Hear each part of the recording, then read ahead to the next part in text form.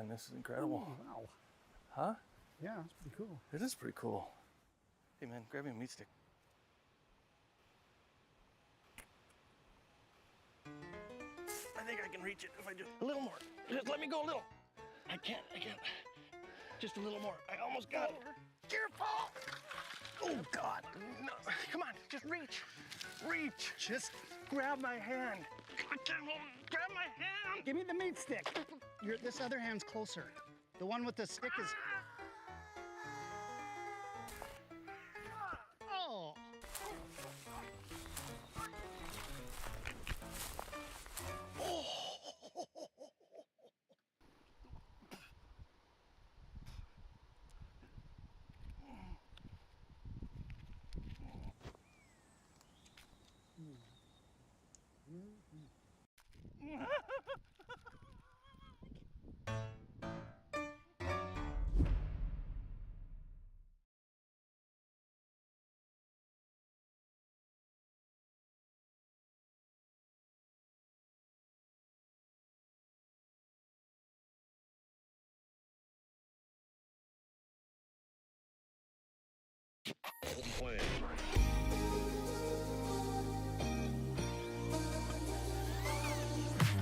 Way too many faces in the crowd, but I think that I see you.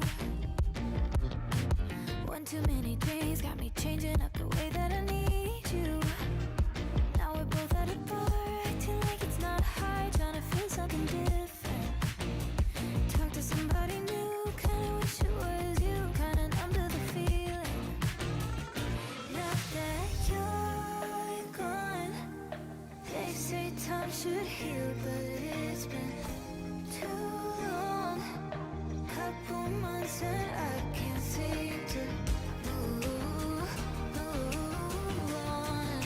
I can't seem to move on. I can't seem to.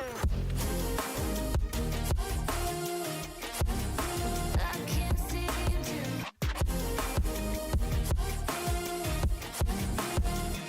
Not that you're gone, I can't seem to. I can't seem to. Laying on my floor, thinking about all the things that we've been through. From 24/7 to pretending like I never met you. No, it's all for the best, cause I know we're a mess every time we're together. Going out of my mind, and I wish I could lie, tell you that it gets better.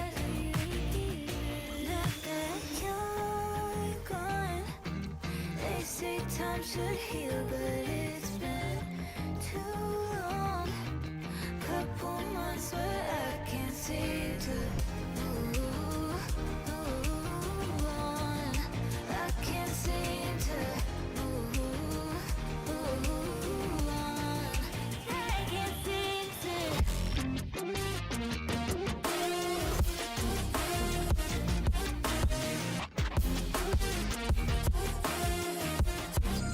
I can't seem to. I can't seem to.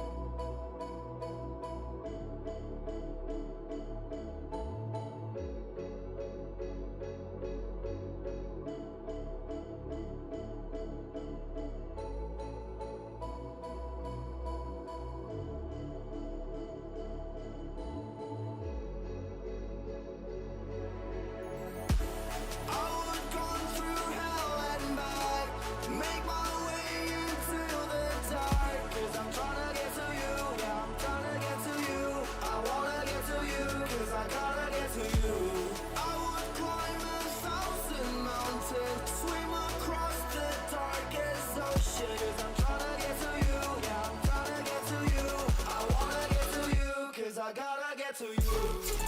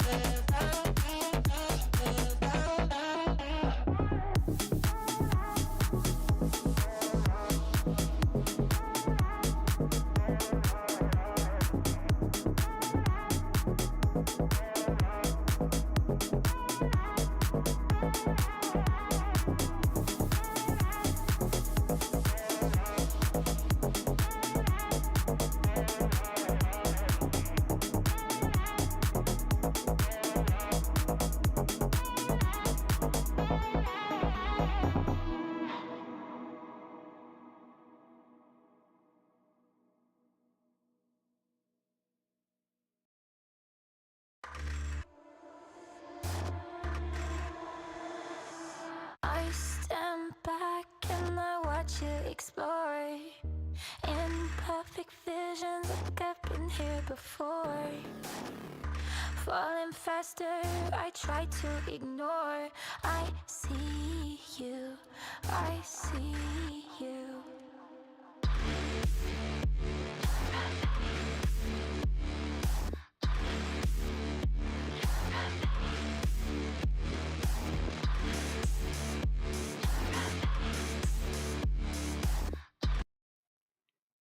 All the Freddy the Falconeers out there, I hope you're ready to go because we've got some awesome playoff action hitting the line here today with NECC. I'm Hail Monkey Man in the booth alongside one of the greatest people that has ever graced the earth. It is Bear Light. Lighten up your faces, and as we get into your spaces, it's going to be a fun one. We've got some brackets that are still continuing onward here for the second week in a row for the postseason of the spring.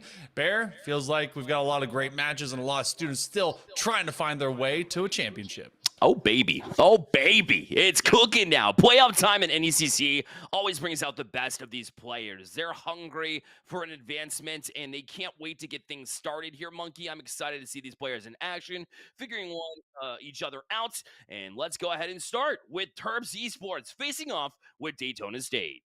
Believe it or not, this Division 2 matchup is a duel between the number 1 and number 2 seeds. However, it is not on the upper side of the bracket. No, as the Terps fell to Condors Esports in the semifinals, and the Daytona State Falcons fell in the first round against University of Florida Blue. So the collision course between these two wasn't to be seen in the winners finals. No, it is in a lower bracket quarterfinal. The Terps Esports, this is your Div 3 East champions from the fall. They upgraded to Div 2 with Turtle, Hex, and Waiters. But Daytona State, you and I were talking about, Bear, that some Freddy the Falcon tomfoolery still exists with this squad too.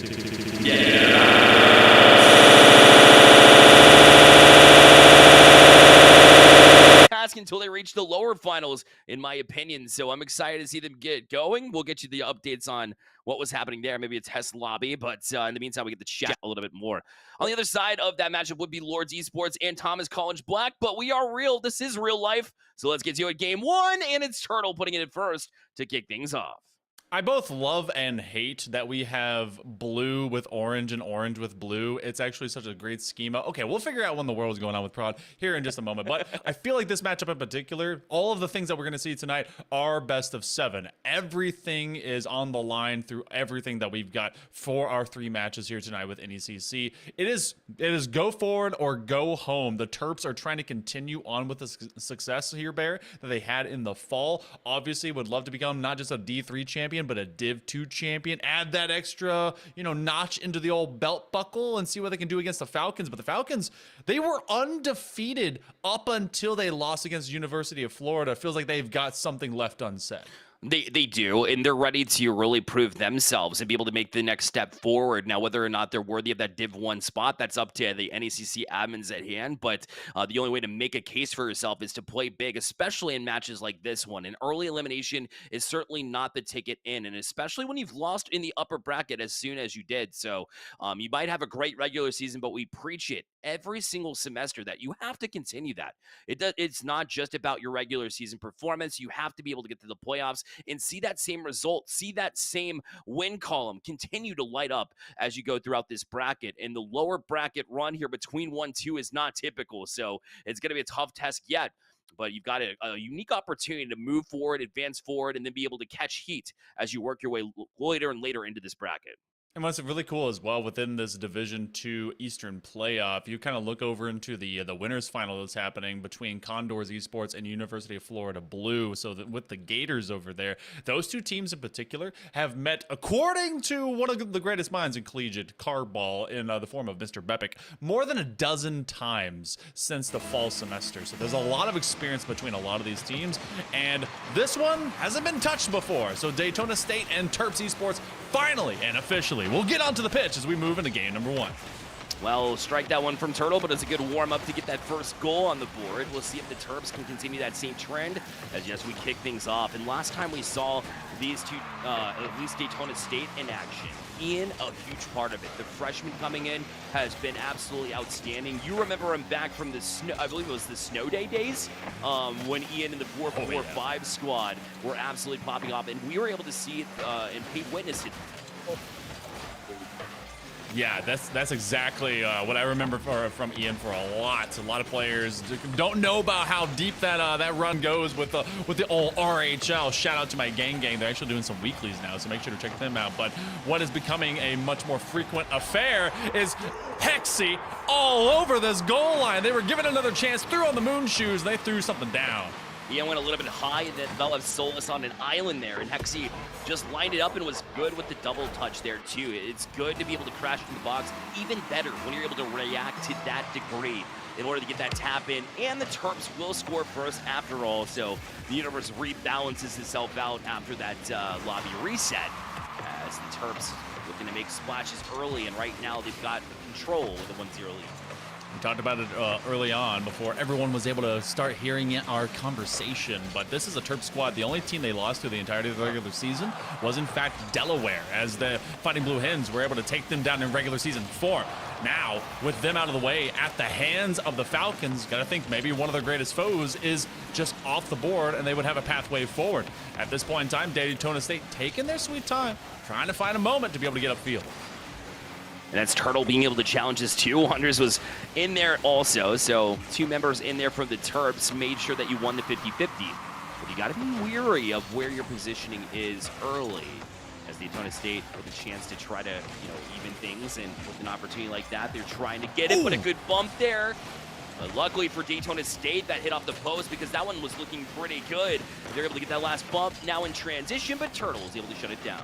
A promising punch to the face sometimes sends you ringside, but that one will slide aside instead. We still have all of the one with more than 2 minutes here in our opener for, again, an elimination match in the lower quarterfinals here for Div 2. Daytona State hoping to get onto the board, but they've been under pressure as much as they've been finding themselves upfield just a little bit. Terps have been very, very measured about maintaining this lead, not overextending. You got a chance here from the top rope. Solus trying to get this one across.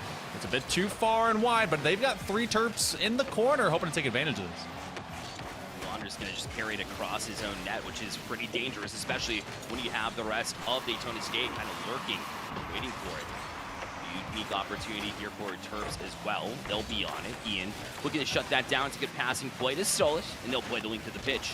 Now they get into the dirty areas.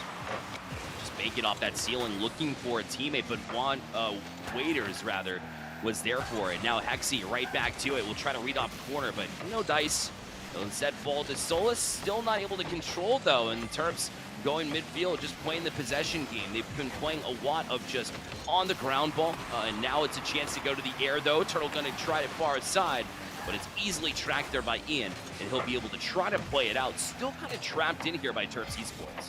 Yeah, Terps is slowly corralling the Falcons, trying to put them in the old cage. That was an elongated carry, hoping to get it to their teammate. Now this becomes a freebie. If they can win the foot race, has to hand it off over to Ian, uses the musty. Do they get the follow-up? The shot will be there, but there's just far too many Terps at the old iron. So unfortunately, the clank doesn't get them another goal, and well, actually, it would have been the first one there for Daytona State. So Terps will run away at least with a lead to carry out the latter portion of this 70 seconds. They're trying to set it for another one, but it's well read. Wade's going to play this out. Looking to settle it in, but he's being pestered. Lefty needs to step up into the equation, but almost passed it out to Turtle. Had it not been for Ian, that could have been a little bit dicey. But Terps with a big, strong 50-50. Now open space in front of Wade. Will step up. Ian recognizes as well. Will play it to himself on the back wall. Find some help from Solus, but still not out. This one will fly towards that back post. Nothing doing, though. Now Lefty in transition, but unfortunately for him, couldn't get a touch. But Solus is still here. No touch available. Finally, the Terps will get to it. So even though it didn't look that threatening from Daytona State, it's still finding their way into the box, but the problem is they're under 30 seconds left, and they still haven't been able to find a goal. I was a little concerned, especially because Lefty was looking like he had a chance to get that as a massive counterattack, at minimum a punt, and put something into that back third zone, and unfortunately it was a button pressed too soon. Now Daytona State, they are postured for a last chance opportunity, but not with Hexy at the helm. That one's going to land on target, and that is just a boom from all the way across. Sometimes you just got to be patient, put one right between the pipeline. Yeah, catch them a little bit upfield too, and it looked like even though Lefty was last back, still had some pressure going. Maybe heard some tire treads behind them, because the reaction that they had was a little bit off there defensively. The positioning already wasn't great, so Daytona State certainly knows where their points of emphasis will be after it'll be the Terps Esports with a Game 1 victory here in this best of 7. Good old Maryland. You know, my daughter's actually looking at possibly going to Maryland, do some art over there. In case anyone's looking, just saying. Great artist. But either way, Terps Esports, very measured, nothing too crazy. Daytona State.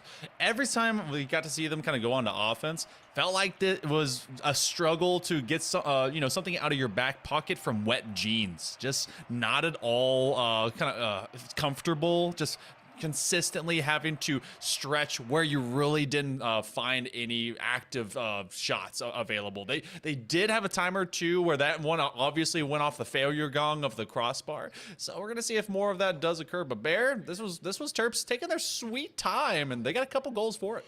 Yeah, exactly. And they were able to run out with the 1-0 lead early and kind of establish where they wanted to play. They like playing with the lead. And when you have a 1-0 lead and you're still looking confident, well, that's a good sign for your team because it's still close at the end of the day. We've seen the Falcons, especially led by Ian, be able to put up a lot of goals in tandem. So to hold them to 0 in game 1 really puts a question mark on the Falcons. They got to be able to find ways to perform. You can't put it all on the back of your freshmen. May have been, again, we didn't see it, but it may have been one of the reasons why the Falcons are down here in the lower bracket so early in the first place. Yeah, that one was definitely a tough draw for them as they had to go against University of Florida. And I mean, that blue squad has been great. Gators have been looking awesome, but you have game number 2 on the way. You no longer have the excuse that you're not up to game speed, but we'll get to see how that all goes along as we go through the first 10 seconds. Oh, love the finisher. And you know what you were asking about? Ian can give answers. Yeah, exactly. You needed that right off the bat after being held to 0 goals. Look at that fancy work in the air to be able to get that last touch there to propel it past the last member of Terps and Daytona State Esports. Now the 1-0 lead going into this one. Now the kickoff was looking for something as well, but Turtle a little bit slow to react, so no dice.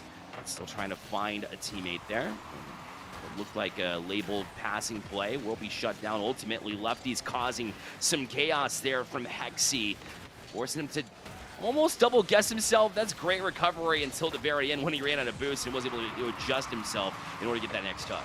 Yeah, that one was uncomfortable. Oh, what a flip reset. Ian trying to just isolate onto that back line. You do have 2 defenders that end up going flying forward, so the Terps looking for a breakaway moment. NECC making it difficult for Lefty as they switch things up, trying to shift it over their right-hand shoulder. Not sure if Lefty only lives on one side of the body, but they do force him to flex between 2. That one will be a dissection and moving their way upfield. Remember, NECC found both the goals in that previous game. The first one was a great setup. This one much the same, but a greater save. Ian has definitely come awake.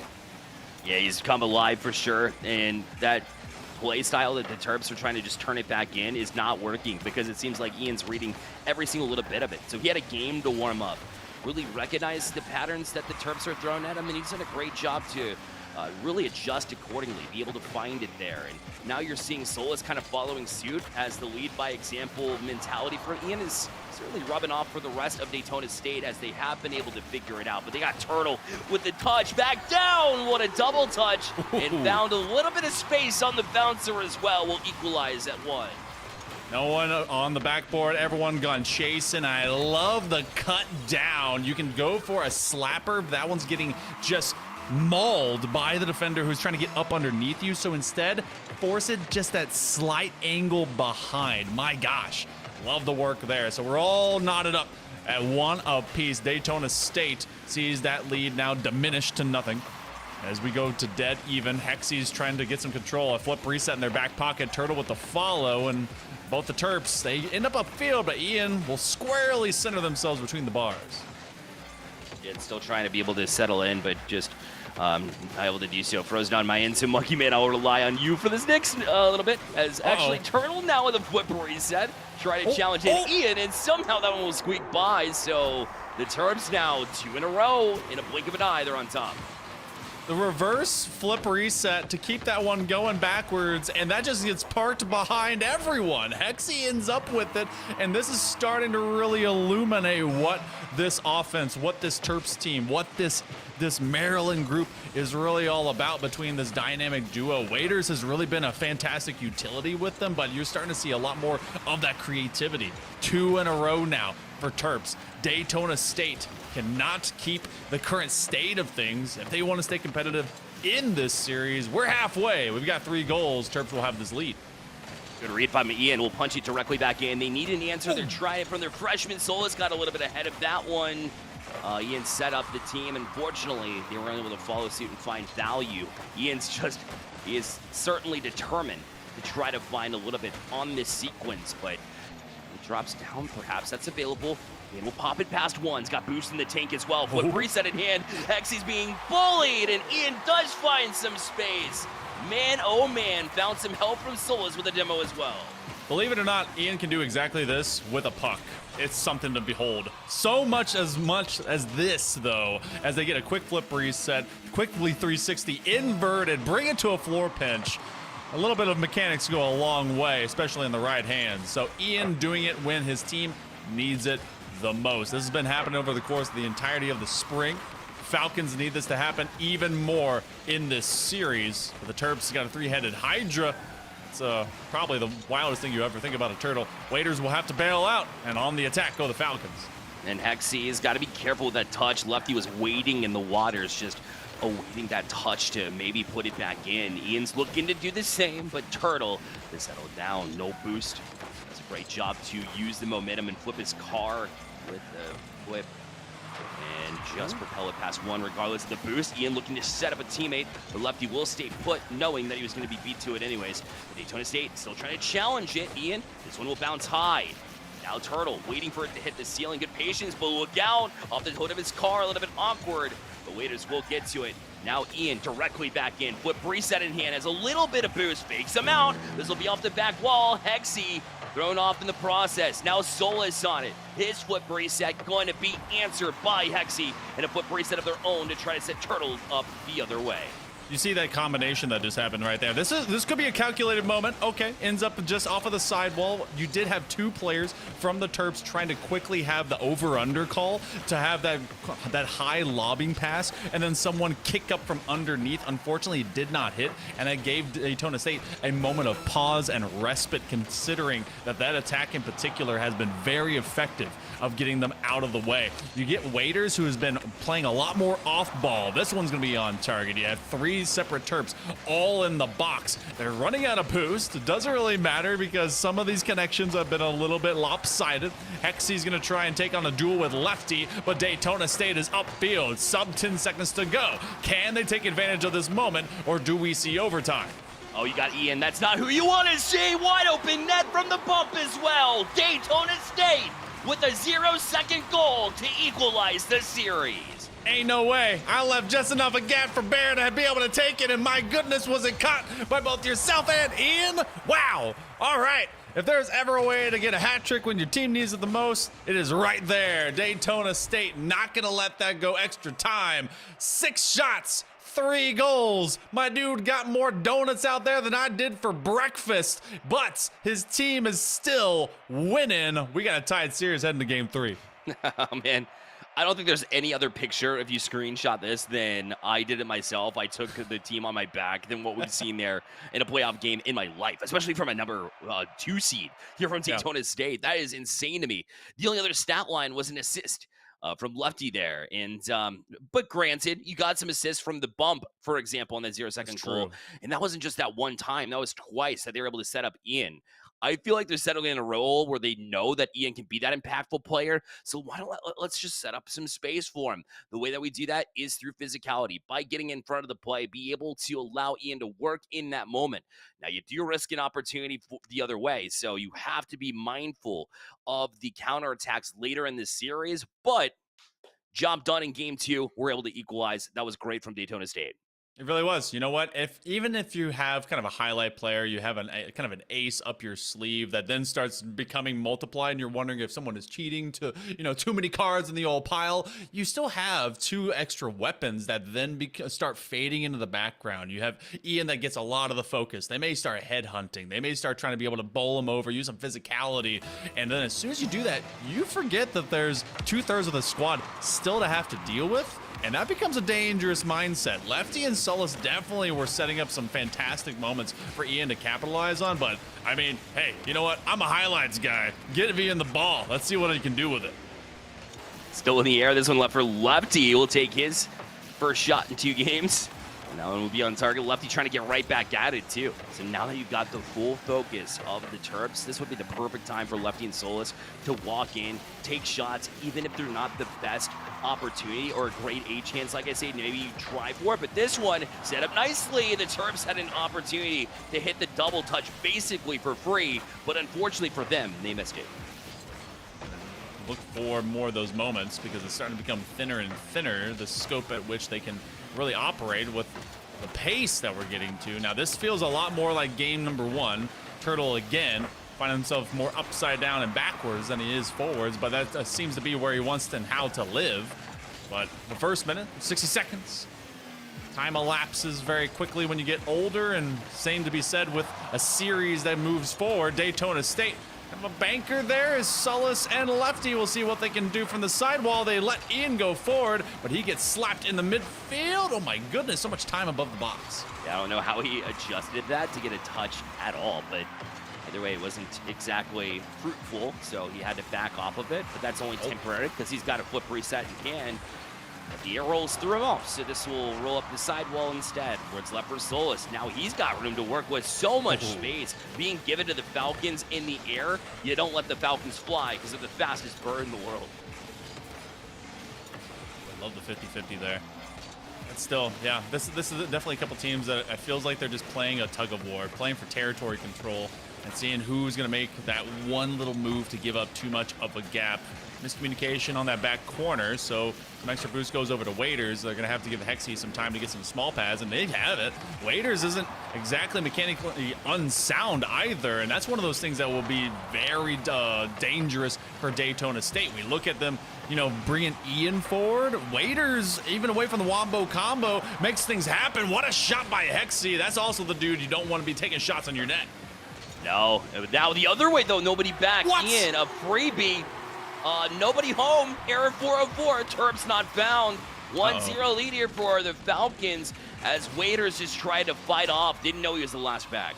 Yeah, that one's tough as well. He was trying to move that midfield and maybe chase after it. You saw him use his flip to try and go get underneath and behind it, but it was very well read. Gonna be punished. Oh, Lefty quickly cuts across. That could have been a tie and goal quickly on the other side of things. Yeah, the Terps really need a quick answer because Daytona State, even though the Terps were able to answer eventually there in game number 2 and equalize, it was still the Falcons who walked out the better end of it after a 0-second goal. So they're continuing to find these big moments and really trying to build and establish some of that momentum. And they were able to get that first goal, but that one's open after the demo. You got to look out for the Turtle. He may be slow, but he's after you, and it's going to be 1-1. Not only was there a demo by Turtle, but there was also a Lefty that was left paused. They were forced to stay in the middle of the box because you had the forward man sweeping across the goal line. So they had to hit the brakes, taking advantage after going into a power play like that. Finally, the Terps equalize. It's becoming a lot more difficult for them to do so into these later portions of these games. Turtle lose out on that 50-50. Waiters will try and give him something of a, you know, a kick up, but Ian is going to go and catch it, and Waiters will retreat wisely as this one begins to go the Falcons' way. Turtle's got a passing play, Hexy, but read well by Lefty as that one was set up to perfection. Even a bouncer after as Waiters was looking to set himself up. This one will fall back into the hands of Hexy. Will take a shot there and a bit of a double commit from Daytona State. It's also a demo. Shot taken, but a good answer there from Solus. I'm glad that we're throwing away all of the, you know, the analytics, just going all ball, because ball don't lie. 80 seconds to go, and they are just swinging for the fences. The batting cages said, all right, these are 80 mile an hour per ball. Let's just hit it. Ian's going to try and pick this one up. Turtle doesn't have any boost. The Terps are under fire, and Lefty swings with a haymaker. Hey, we're going to find out exactly how fast they are going. 118 kph on that baby. Woo! What heat Lefty's got on this one, just squeaking it by the last 2 members of Terps Esports. And the Falcons now in prime spot here with a minute 9 left here in this game number 3. In case you guys did not know, that's about as fast as I go on the freeway. Don't catch me, all right? Waiters trying to carry this one. Goes over to Hexy. That comes off wall. It's a freebie. We're tying up at the 61 mark. Great answer back for the Terps. I don't care how basically easy that felt.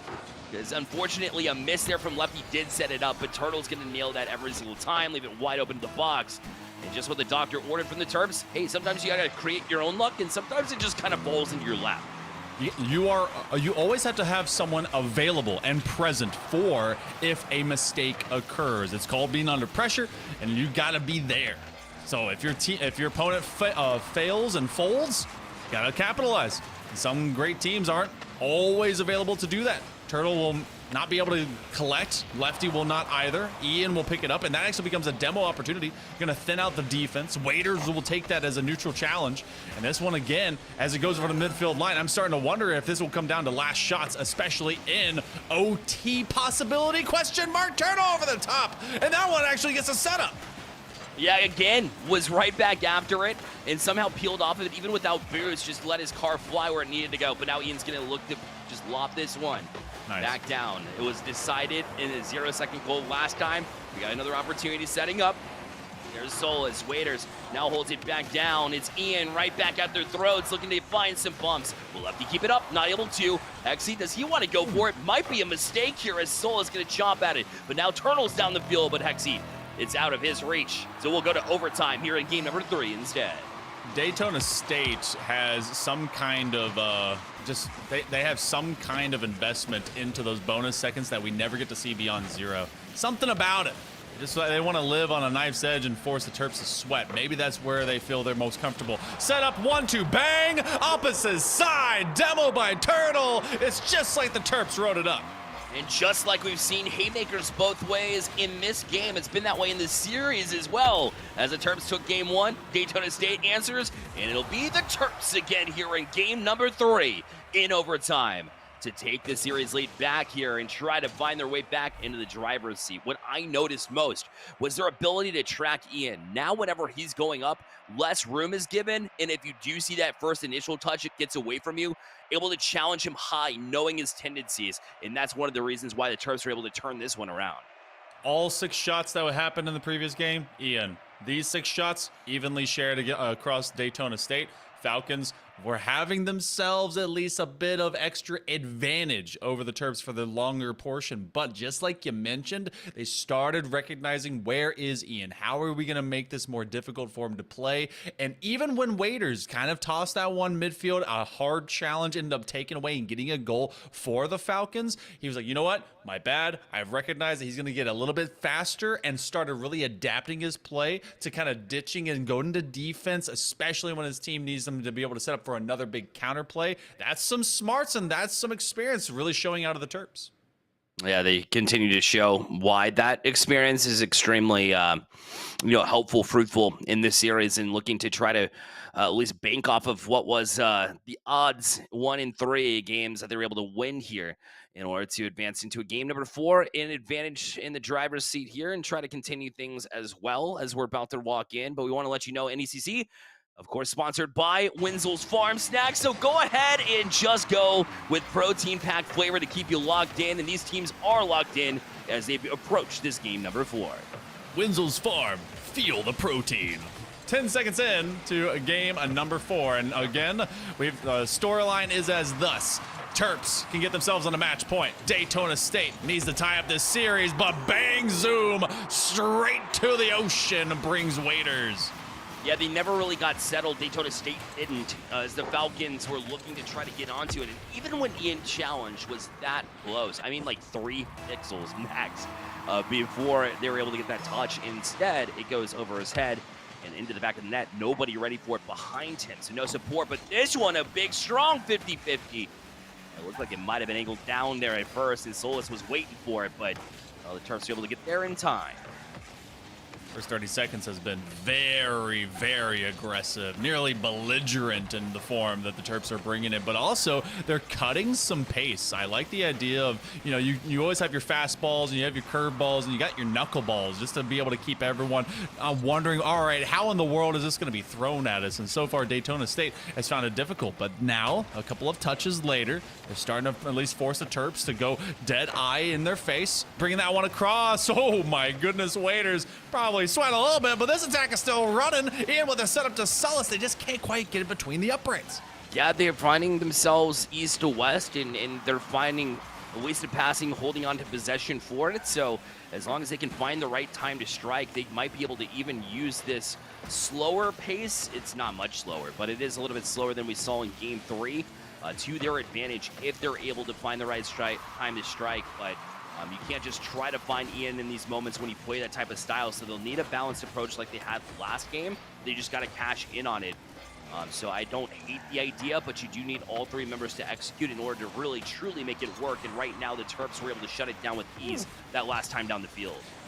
Maybe one extra, they beat two. Hexy has no boost. Turtle is very low for it. He's an operator on everything, even a fuming tank. So it's not like he can't be here, but look how literally nothing exists. Ian just needs to be able to dunk onto them. If they continue to dominate and just force a thirst to exist for Maryland, they might be able to have themselves an opportunity. Celis will just chunk it over too. They're now realizing that everyone has slowed down, but Turtle gets a steal. Now with the counterplay, they've got an isolated 1v1. Ian will be able to back things up, but the Terps, they are persisting just long enough on this defense to frustrate Daytona. The reads are coming a little bit quicker. You saw that from Turtle with the pre-flip in order to get that down the field as quickly as they did on that interception that you pointed out. But Lefty is looking to punch it directly back in. Hexy finds a teammate. Their demo, though, Ian's got some space. He's got Lefty, but not able to quite connect on that pass. Was tracked all the way by the defense anyways. A good look from Daytona State, but still no goal to show for it. Oh, Ian will be read this time by waiters, and 2 minutes to go. Terps has the sole goal here of this game number 4. Remember, that's enough for them to get to match point, especially in a best of 7 that could take a while. The failure gong will ring a second time tonight as it goes off of the near side post. Heck of a challenge there by Celis.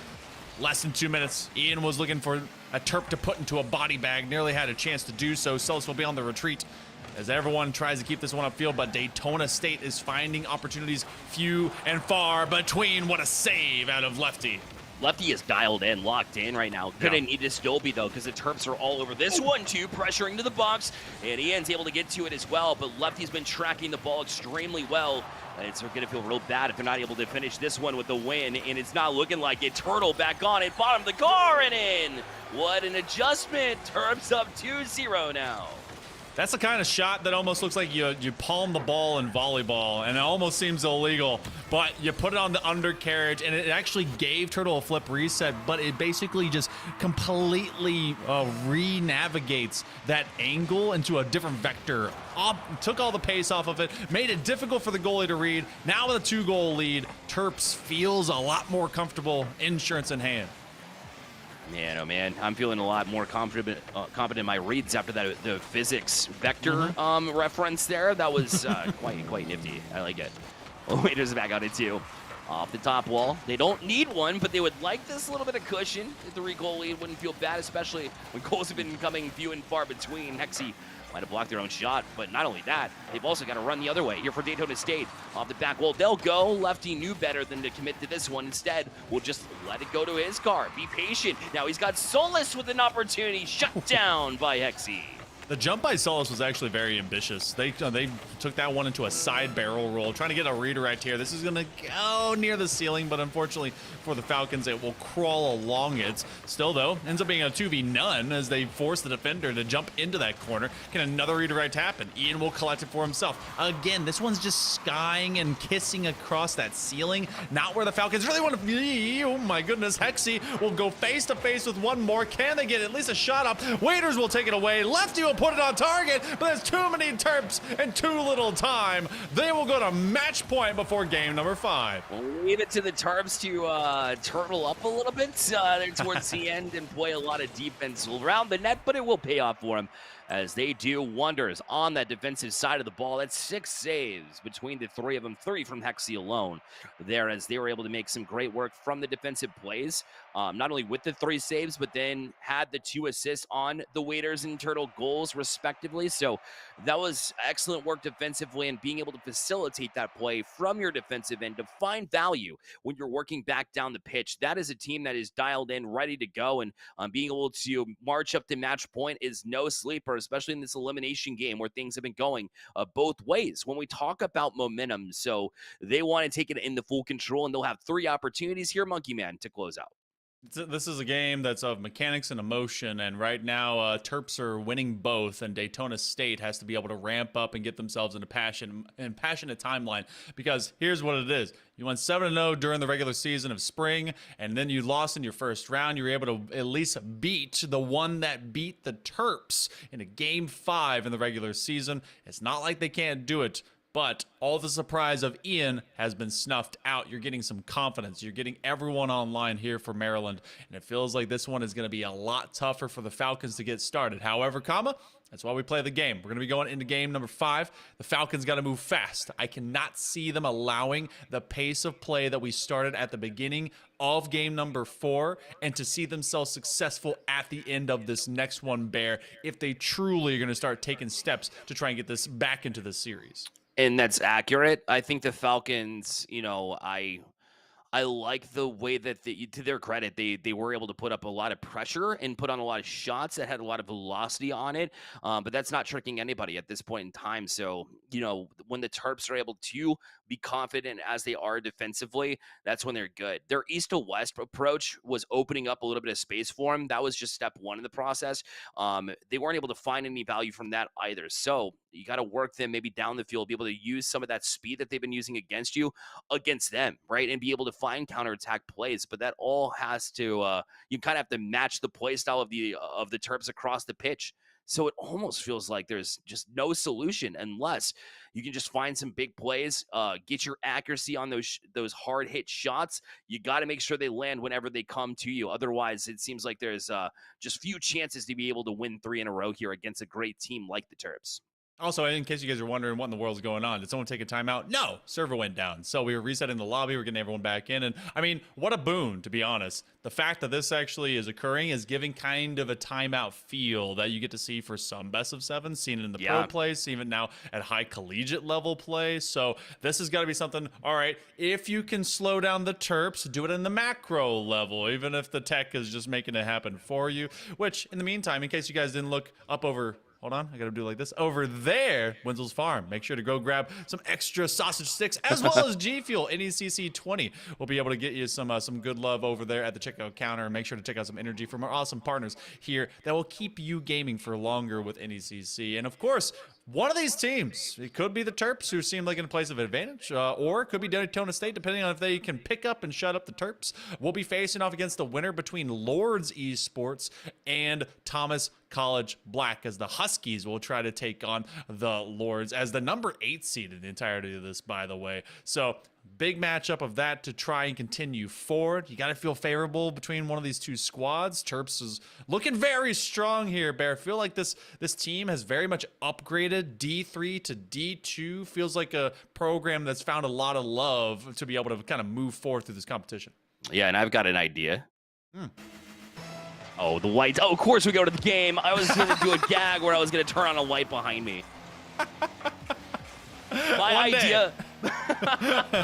Maybe someday. Listen, my idea was you got to take it one series at a time. Obviously, you want to see who comes out on the other side. But yeah, you do have the opportunity to go up against the winner of Lords in Thomas College Black. And given their promotion and their seeding this time around, they do have a really good opportunity to advance further in this bracket. And look at the pressure already coming out from the Terps as well here in this game, number 5, as if they want to close out here and now. Uh-oh. That's going to be an easy turn in as well. We've been seeing such physicality. That one was already a kick in the right direction. You had that rotation. Stepping up a bit too far was Lefty, and they just went straight into the nose of the beast that is Turtle. So, I had said it during our break. If the Terps amply provide this pace against Daytona State and go unanswered, feels like this is going to be some turpentine, but it's Solus that will equalize very swiftly. He's been taking notes from Ian, that's for sure. I mean, he's got this capability all the time, but it's rare that he actually has the confidence, I feel like, to go for it. Solus looking strong on that one. Great play. Left side wall said, I've got this. Nice job to equalize things and not make it feel like you're chasing from behind. Unless this sequence gets a little bit dicey, but luckily you got Ian to bail you out with a couple of big touches down the field. So the Falcons are able to live with that big play from Solus for just a little bit longer here, equal at 1. I don't want to see Falcons go out like flightless birds. They ain't penguins. They are going 70 miles an hour. Be able to take that gust of wind and run with it. A gale force behind those feathers. Ian will take this into a solo play. Hexy will fall as Waiters will rise. He's been able to really get a bead and an eye onto Ian. Lefty runs through their teammate Sullis to try and get back defensively. They steal that corner boost. That'll be a nice demo by Lefty. Aiming to at least keep this one upfield is Turtle. That was only for a singular touch. No, Hexy does collect as well, so the Terps will begin to cycle. Yeah, and the Waiters, the next to come in that cycling motion. Ian was just kind of settled back here now, has that extra touch. Was maybe looking for Solus on the far side. Down Hexy instead for the Terps. This one back down, drop for Lefty. Waiters was the one to actually collect that 100 boost. Whip reset, tries to pop it high for Hexy again. But Ian was so patient in that play, and will find Solus, and they'll find their way back out into the zone. A demo as well from Turtle, and now Ian will try that angle and finds it. Great job to just pop it back the last line of defense of the Terps. This is a little chip shot you'd pray to find in a sand trap. Oh my goodness, that was the last time they got it? That just fell right over the man. Holy cow. All right, in stride go Daytona State. Ian capitalizing on a nice demo that was really just a face planter directly at the boards. Trying to set this one up for maybe another teammate looking to get a wave dash to catch up to it. But Daytona State have found some fire. And now finding that angle too. Old Lefty almost did. Ian still on it from the ceiling, tries to at least allow it to fall down into dangerous territory. Solus put one on as well, but it went just a little bit wide. But Daytona State Falcons certainly waking up. You put their backs against the wall and they'll fly right through the window and try to advance forward. Ian still on this one. Off the corner, will take Hexy out, and Solus was waiting as well, but the defense comes over just in time. That defense we've been talking about for the Terps continues to show its head, and they're going to need it after they fell with 2 goals back-to-back. For like a straight 15 to 20 seconds, there was a collective 50 boost between 3 Terps players. That's how much that they were basically delegated and relegated to the corners and to the post to try and find some perimeter-style defense. And so far, their defense has been able to act with very, very little. Daytona State reliant upon that economy to try and keep themselves moving forward. And 2 big 50s, big chase down. Sullis, can he take a wing shot? Not gonna be able to get the hook. In fact, it will be 50 the other direction. Gotta be careful. They loft this one high because Ian said so. That one's going ceiling, but we bang on down in the last 100 seconds. That was a bump set, and you're just waiting for your striker to just come over the top as a volleyball reference and just be able to slam now and spike it in their face. And it was a great idea, perfect setup and execution, except the Terps were on it. So will not get their goal. Instead, the Terps try to gain that possession, but Hexy forced backwards instead. Let's get that initial touch, just waiting for Ian, and out of boost, so that will just make the waiting process even more stressful, but still more important, if you will. This one up, Ian already up for it as well. Turtle with a crafty touch to get it around him all the length of the pitch, but you gave it right back to the Falcons. That one had 2 layers to it. That looked like a couple of drag routes in football. You had one that was layered right in front. He decided to bail. Ian was available to the other side. Sullis is just looking for a 50-50 and letting math happen. And that's a bunch of backwards turtles. Usually that's a slow parade. We'll get to see if that continues here. Less than 40 seconds to go. Waiters from sidewall. He'll have next touch. It goes upfield, but right into Ian. We'll boom it up. Sullis will be at least elevating towards it. They have time to waste, and they're aiming to burn much more than the Terps can handle to slowly claw back into this series. Ian's off back wall. This one still, you got to be mindful if you're Daytona State. You haven't won this one yet. Maybe you have now. No, Hexy going to shut this one down too. They've got 12 seconds left. They'll look to work in transition. Waiters going to leave it for a Turtle, but they ran into each other awkwardly. That allows Ian to get in the play, and now they're going to have to go to the length of the pitch, if at all. Nope, it's going to be killed by Ian. Daytona State and the Falcons will stay in this series. Now it'll be 3-2. Good old DSC ain't going nowhere quickly. Making sure to limit the Terps, and limit them they did. 2 shots. That is the lowest shot total that we've seen out of Maryland for the entirety of this series. Daytona State bringing fire and stealing the torch right out of the Terps' hands. And it's not like their offense was like red hot. They found the right opportunities. And that's something I stressed before that last game. And they made it work for them. I really like that approach. They made 0 saves, by the way. So it's not like they're relying on their defense here, but they were playing defensive. And hear me out. Here's why I'm going to say that. They were cutting off any type of opportunities before they even started. That's what you have to do, especially when you're going up against a team that's more balanced than you are, quite frankly, right? It's a team that can utilize all three in tandem. Now, we've been seeing that a little bit more from the Falcons and DSC, but it has been more prevalent in the Terps, and the Terps are looking to continue that same trend, and the only way to be able to deal with that is by being able to, catch them off guard, be able to strike in, be able to get that challenge before a shot takes place. That's how you play defense against the Terps, not by waiting and allowing yourself to try to just dive at it at the goal line. You know what's funny too is that I almost forgot that the beginning of that game started with a Terps goal. About 6 to 7 seconds went by, and the Falcons immediately found an answer right after. So then, as they began realizing, hey, we don't have to give up possession. We can make life a lot more difficult to live, especially on our half for the Terps. Things took a different identity. NECC is going to start things off by trying to get just kind of a solo carry and getting a bit playful to see what they can get maybe Daytona State to bite on. Yeah, I thought exactly. And right now, NECC, that's why you see the slow play. Used all the boost in the tank to maybe get a yard or two down the pitch. But that was just to try to pull in the Falcons. And right now, they don't know what to do with this. Shot taken, and Ian has to make a diving save. Heroic one, if that. From the backwards position that they were. Now going to try to just lob this on target. Try to waterfall it down. Or not waterfall, but more of a rainbow. That one was actually on target. They were credited with the save there on the last sequence. I think the Daytona State definitely is lucky that Ian is used to punching pucks all the time. Those things hit the board, they immediately knock down, call it the coin flip from the crossbar. So a lot of versatility on dynamic movement between objects here in Rocket League. A quick skittle as well. They're going to be able to get this boost. They're not expecting Ian to be there immediately. The defender barely getting that off the post. But I don't think Daytona State was ready either. This one's going to go downfield. Holy heck, we are traveling up and down this pitch, Bear. Even when you're awkward, both members are backwards, you're both double committing and diving at it, you still get a pinch play to just send it down the field. That's what happens whenever you have everybody dialed in on this pitch, and even one mistake happens and then everybody else is making up for it. So I like this back against the wall style Rocket League. It's why we love the lower bracket, especially against a 1 versus 2 seed, where both teams are like, we should be farther than this, and we're going to do everything in our power to get there, and it certainly has shown through the series already. Regular season that showed great success, but that means nothing if your bracket is busted. Shout out to all my gang that I guess didn't choose #1 seeds. Whatever. Boring stats, I say. More than 2 minutes, though, have been burned here into game number 6. It is still the Terps that hold that match point advantage. They've had it for 1. Didn't finish it last time. This time around, Turtle, I love that back pass. Going over to Waiters. He's got a chance. He's flashed the mechanics before.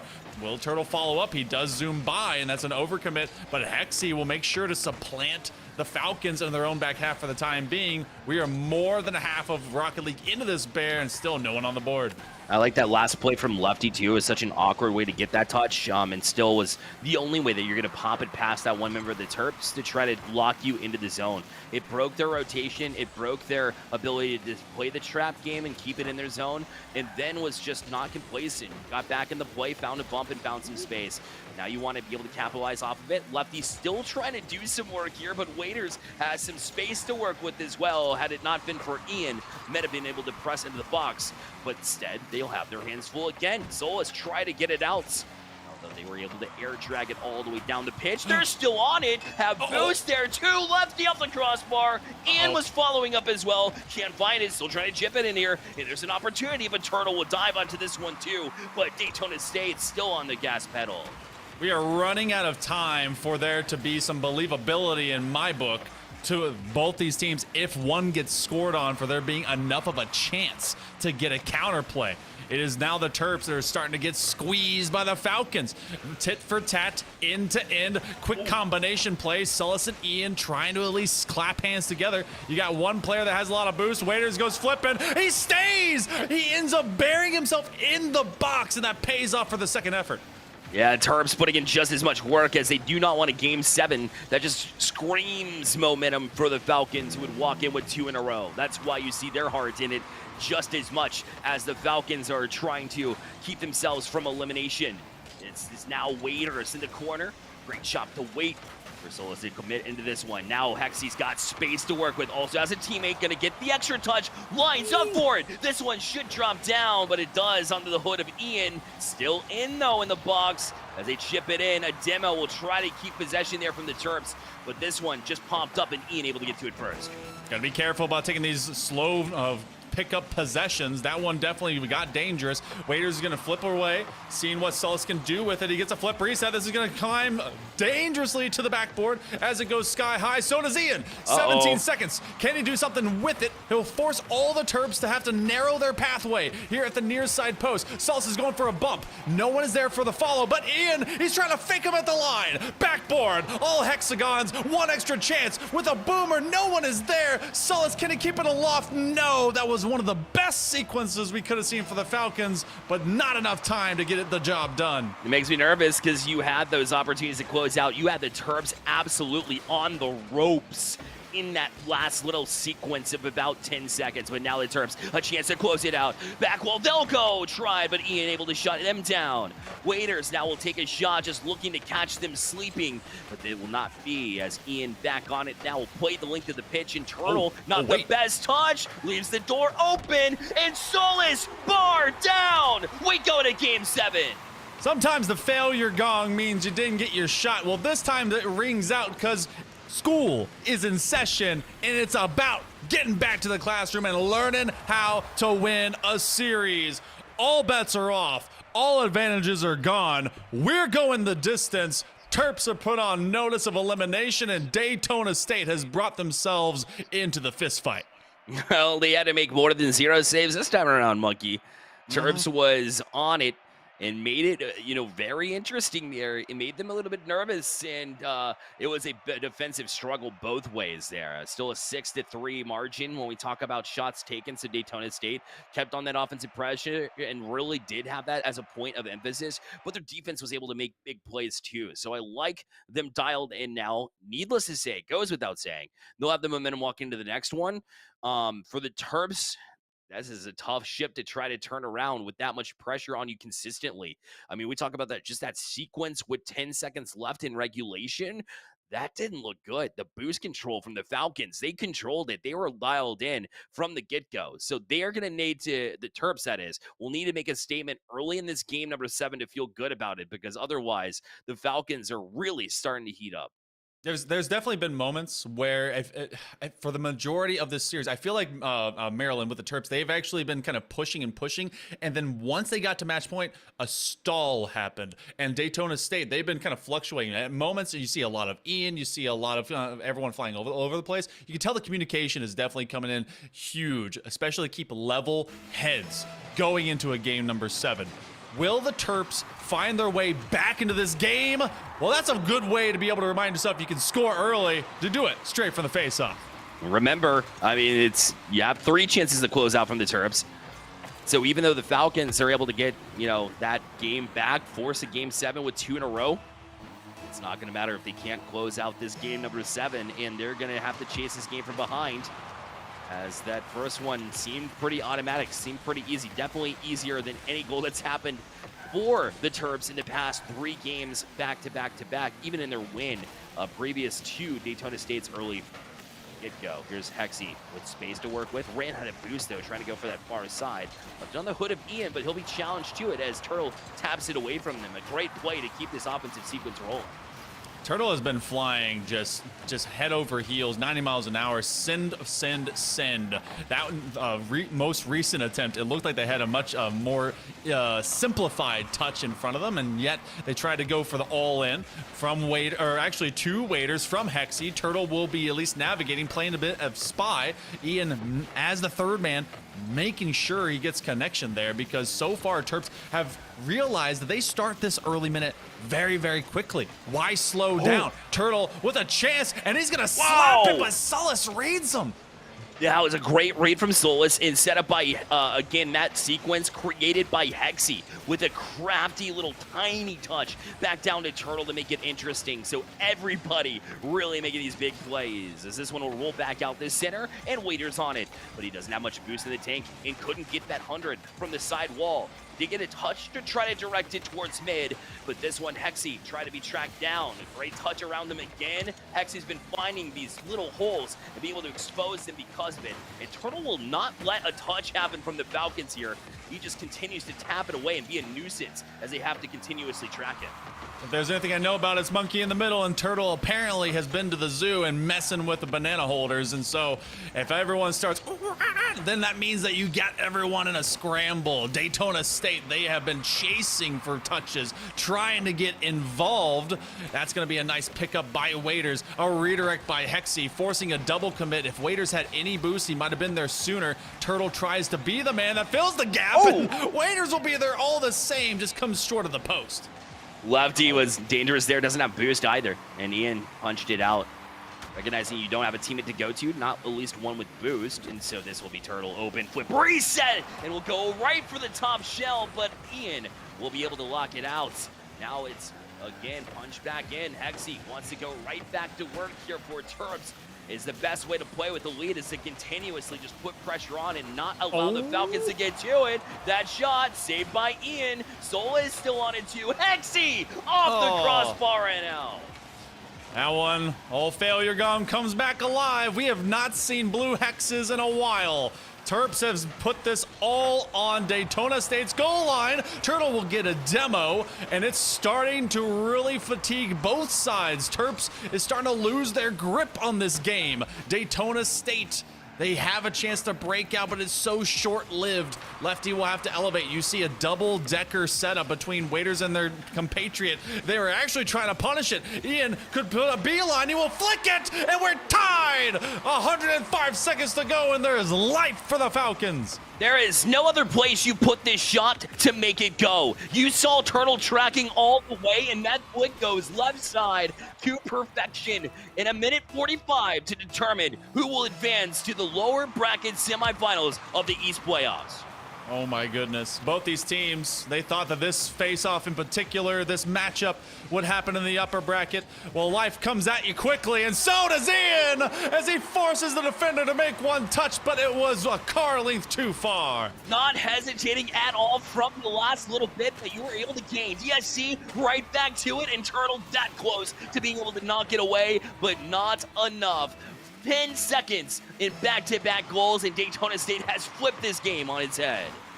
Minute 35, it was a quiet respite. Turtle's gonna try and take this one, but Ian hides amongst the hexes with 1:25 to go. Daytona State, they can implore their offense to bury back this Terps defense that takes a while to just get out of its own half. Ian will steal it from above Hexy. The minute is starting to approach, and elimination is starting to feel more real. Lefty's gonna stay nearby. Off the backboard, here comes Ian!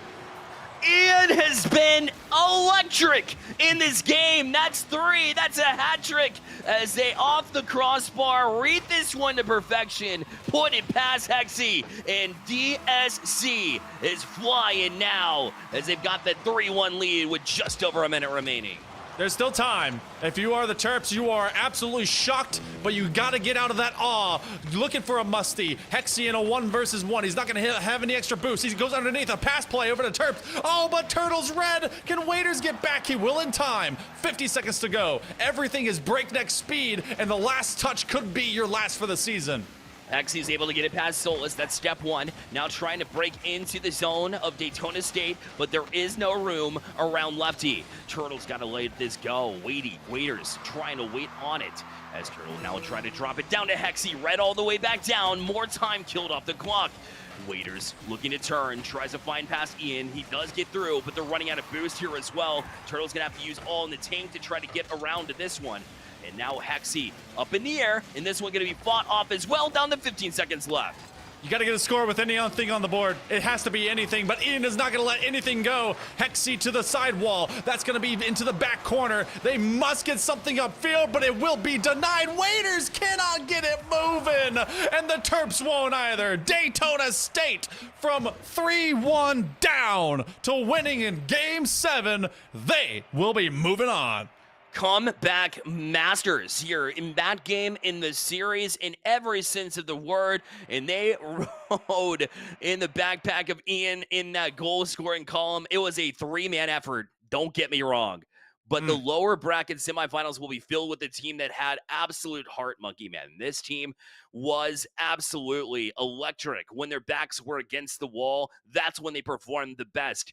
And of course, when they move on to the next match, it'll be the same type of feel, elimination matches from here on out. But that is a great statement piece to ride into the next one to face the winner of Lords and Thomas College Black in that next round. Can't wait to see what's going to be happening with all of that as well. That's going to be a fantastic matchup all the same. This Div 2 playoff is really looking hot, and I can't wait to see who's going to be able to qualify with points as well. Over into Nationals, feels like some of this may be happening again. But for the time being, here with the NECC, while Bear is looking like a very, very lovely statue, we'll take ourselves a little break. It's going to be some Div 1 action between the Northwood Blue versus Concord Esports. You don't want to miss it. Back here with NECC.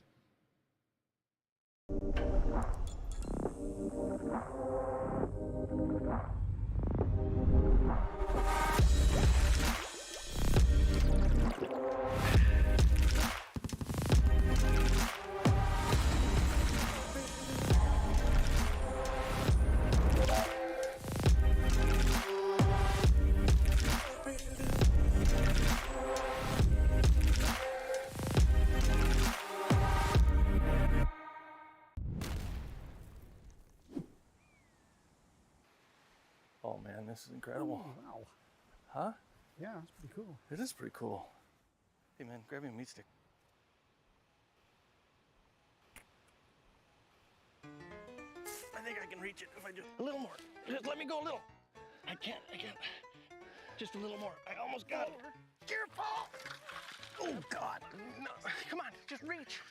Reach. Just Grab my hand.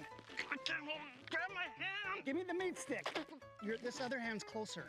The one with the stick is... Oh!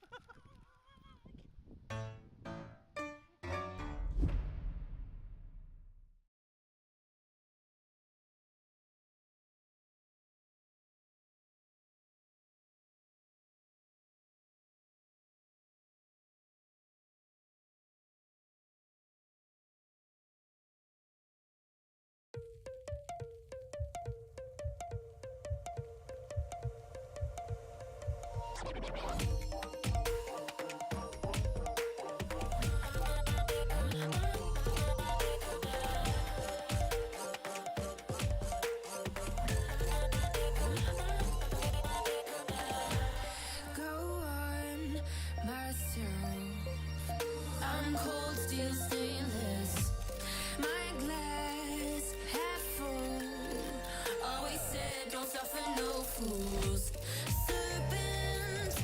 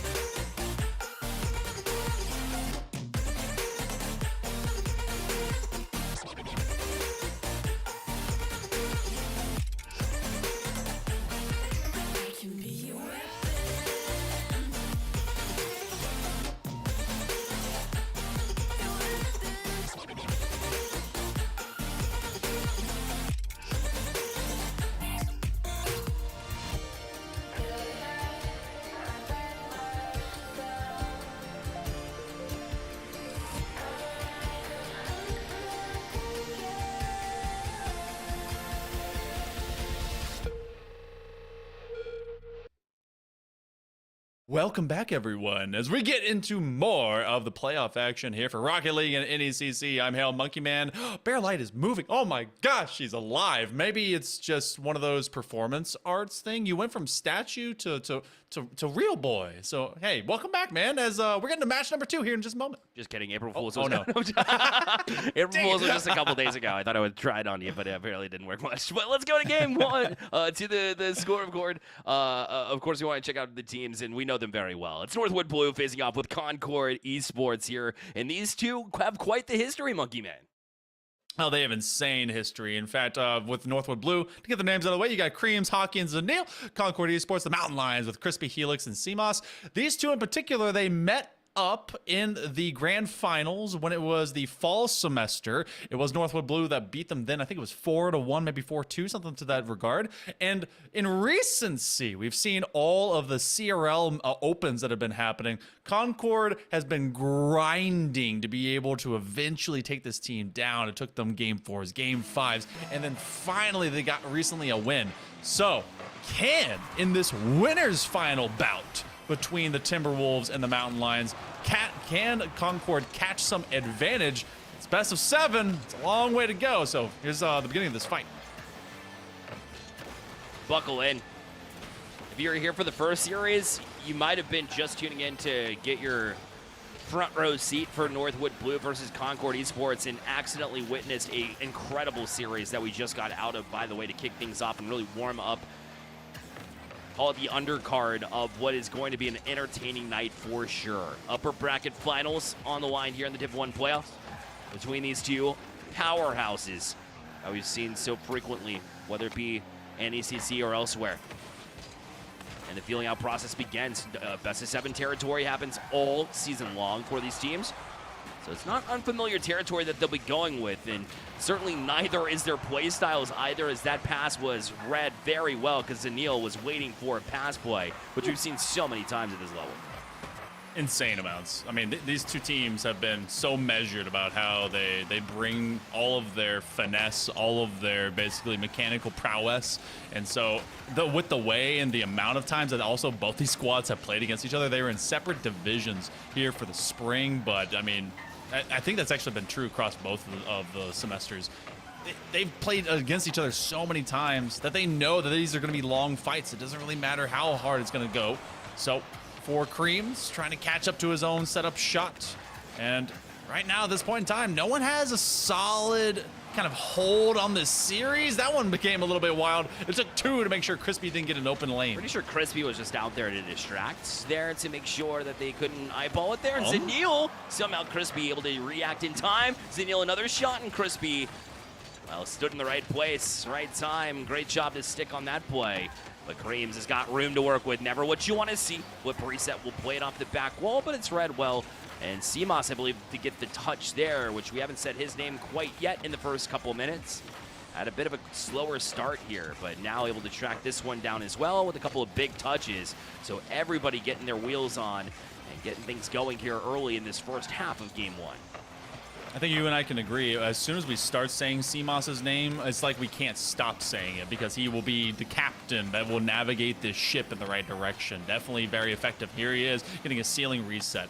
Creams will use up the entirety of their boost canister to try and meet them to it, and that actually gives Crispy an idea to go a bit lower, but that ends up finding at least 2 Timberwolves hanging out into the back box. CMOS over the top of one. Can he get past Hockey? Hockey finds 2 connections, and yet Concord is doing the very same to put pressure on the Northwood. Well, Helix was there to try to continue that pressure, got a couple of touches, but really wasn't able to advance forward because they didn't have any help behind them. That's not very typical of Concord to not have that second man, but they were being distracted on the back line with a couple of bumps as Creams will continue to do exactly that. The cancel midair will allow Hockey to advance forward at the right timing there. And Zanil will put it on target, but this one read well. Even though there's no boost in the tank of Concord, they don't care. They'll pinch it out with a good pace. Hockey up, though. It's one to try to waterfall it back down. CMOS tracks all the way, but Zanil will punch it directly back in. trying to slow down that pace. You have a third man that's thinking about coming up, and they do. Ends up being a team-on-team connection, and that is exactly what I was wondering was going to happen. CMOS gets that Punisher, and it was right when Hockey pushed up right here. Unfortunately for him, ends up off of a teammate, and CMOS is able to capitalize. Yeah, every single thing matters. Decision matters. Every second, even break it down into a half second, will matter. These decisions, they go a long way, especially when Concord's able to just expose from the back line. You bring up 2, and you got to be very confident that you're able to get around a very speedy team in Concord if you're going to make that decision. So, at Concord, where they were able to recognize that, have an opportunity to make it 2-0 as well. Good patience to try to throw it far side. CMOS will try to track down with Zanil, but Helix will punch it directly back in, try to challenge the box. Grams will stand in the way, but it's a little bit awkward. Got behind him a little bit, will allow Hockey to step up instead. Helix right back on its ceiling. Creams read it, and CMOS will continue that same vein, but a good play there from Creams to win the 50-50 all the way back down to the Concord end. Super necessary if Northwood is going to have a late game chance to get their offense started. But even when they did so, look at the double finds. You're getting not just one touch, but a couple in a row. The sequence thereof for Concord really keeps Northwood from having anything established. Unfortunately for Creams, it's kind of a bad flight pattern, and they will get bumped. I believe a teammate just got thrown to the wind as Crispy is able to double up this lead. Yeah, make a mistake on the jump is not something you'll see Creams do very often, but if it's going to happen, that'll be exposed 9 times out of 10. Concord now marching up to a 2-0 lead in this game. Number 1 probably did enough to secure it here the way that their defense has been playing. They've been very locked down against a team who is high dynamic. As much as I trust the Northwood Blue offense, I don't trust how much time they have and how well Concord's playing to defend it. If there's anything that's, trustworthy, it's what happens with a clock. They're trying for the 1-2-3. They already tell Creams to stay upfield and see what they can do about it. With 1 extra time, oh, the old gong will ring, and that will be time. Concord, they'll take game number 1, and a very measured one at that here, Bear. Just 2 goals between them, but tons of shots. Yeah, I mean, they were just labeling them. If you have the availability to take a shot at Northwood, you do, because it doesn't happen quite frequently. So if Creams is going to hesitate and get to balls a little bit later than usual, then you want to be able to take a shot regardless. And Concord has some great shooting. Their accuracy has been on point and has been for an extremely long time. And the fact that they had to make 7 saves also speaks wonders to the way that they've had their focus dialed in from the get-go. So that's why they're able to take game 1. Very long series here, best of 7 against a extremely strong team. One of the best, if not the best, teams in Rocket League collegiately right now, as they just have all of that experience that they bring into it. The wisdom of the Rocket League pitch certainly is deep with Northwood, but they dropped game 1, and they didn't look perfect by any means. There was a lot of mistakes that they'll have to clean up, and they'll have a long road to do it. Not an unfamiliar situation either for Northwood versus this Concord team, especially in some recency. They're starting quicker. They're recognizing that if they can at minimum frustrate them and obviously post up a solid defense, and then the Northwood defense, like, what? What are you talking about? We have to be back here. Insane. But it does force them to have to reset. Also, hearkening back to a comment you meant, that D2 matchup definitely felt like an undercard, but it also felt like the opener for what was a big concert that reminded me when I saw Trivium before Coheed and Cambrio. Oh, what a combination that was. Oh my gosh. All you knowers know. But this game number 2, I mean, it's, again, first couple of games, best of 7 series. Feels like Northwood is going to try and sink a few that Concord wasn't letting up before, but their defense is really strong. So tough to be able to navigate through. Yeah, it is. And it's like, can you play a bend but don't break, game against Northwood Blue? And I would say, well, Concord Esports can if it's just like, rock solid, and right now it's been that perfection. Great passing play too. Even Zanil can't handle that tough shot from Concord. They've got a 1-0 lead. I never expect this power. I mean, the quick, acute passing play to Crispy, that is just so just immediate. And they knew, they're like, hey, don't go away. We're in their back third. Let's see if we can get a quick connection. And my goodness, did it pay off. So a much earlier goal than what was our first couple of minutes for game number 1. Game 2 is already Mountain Lions. And a scoreless Northwood Blue through game 1 and continues into game number 2 now. An opportunity, and that'll throw off the last man in Hockey. Northwood Do you raise a red flag right now? It's not looking good. Starting to wave my arms at least a little bit. Get some extra, cardio in there, but that was just a carling too far. They were at full speed trying to collect some pads, didn't have anything for the last man in hockey, and it's just good recognition that Concord's got them on a platter. So they will immediately find 2 great chances that turn into bonus bucks in 40 seconds. Cream's looking for a solo play, and I mean, I haven't seen a lot of major passing play for Northwood. Maybe some of that needs to get weaponized. The defense wrinkles a little bit. I mean, that's what they thrive on, right? If you're going to be the Northwood team that you have had so much success with, it all starts by being able to find one another without even thinking about it, right? That second guess, and that's a prime example of exactly that. So hockey will be the beneficiary of this one to cut the lead in half. They thought they had plenty of time to deal with this shot coming up as well, but there was just none. As it immediately dropped, in hockey was like, you know what? You scored on me. I am absolutely going to slap this one as hard as I can. And it made it through before a defender was even able to put an arm out. Quickly striking. There's hockey looking to get it over to Creams. We know how quickly Northwood can re-steer a ship. As Zanil can do that. It took Concord a while to be able to react to that one. I like the opportunity that Zanil had, but wasn't able to capitalize. Here's Crispy. Win that 50-50, but he won it directly to Creams. And Northwood Blue now finding themselves chasing this one back and forth. Concord's done a great job to put Northwood in a situation where they have to decide which manner they want to approach this at. They haven't always made the right choice, at least not in game number 1. But Crispy keeping them honest too by being able to feed this one over to Helix. But Creams does a great job with a big touch. Read by Seamoss, but Zanil, though he reads it, still having trouble. Crispy already up to it as well, comes back down for the ceiling. But finally, after that commit from Concord, we'll put them in an awkward spot. And hockey in the 1v1 situation made it dangerous, but no goal from Northwood. Seamoss navigating that with I think he started with 12 boost. Yep. That was actually such a patient showcase of experience, because it was a full-fledged counter getting created by the Timberwolves, and Northwood knew that they had a moment. Oh, okay, this one goes sideways. We'll be tied up after this replay. That probably will play too long for old Concord. Yeah, but I mean, that's just how it feels. Yep. You try to dive at it, you get it on the wrong side of your car, it'll just launch in for an own goal to forget. There for Concord. The last thing you want to do is be able to give free ones to Northwood twice in a row. 4 seconds, 2 goals. Northwood on top. Shout out over to Creams for posting up the Season 6 Rivals Series tag, by the way. Yep. Love seeing that.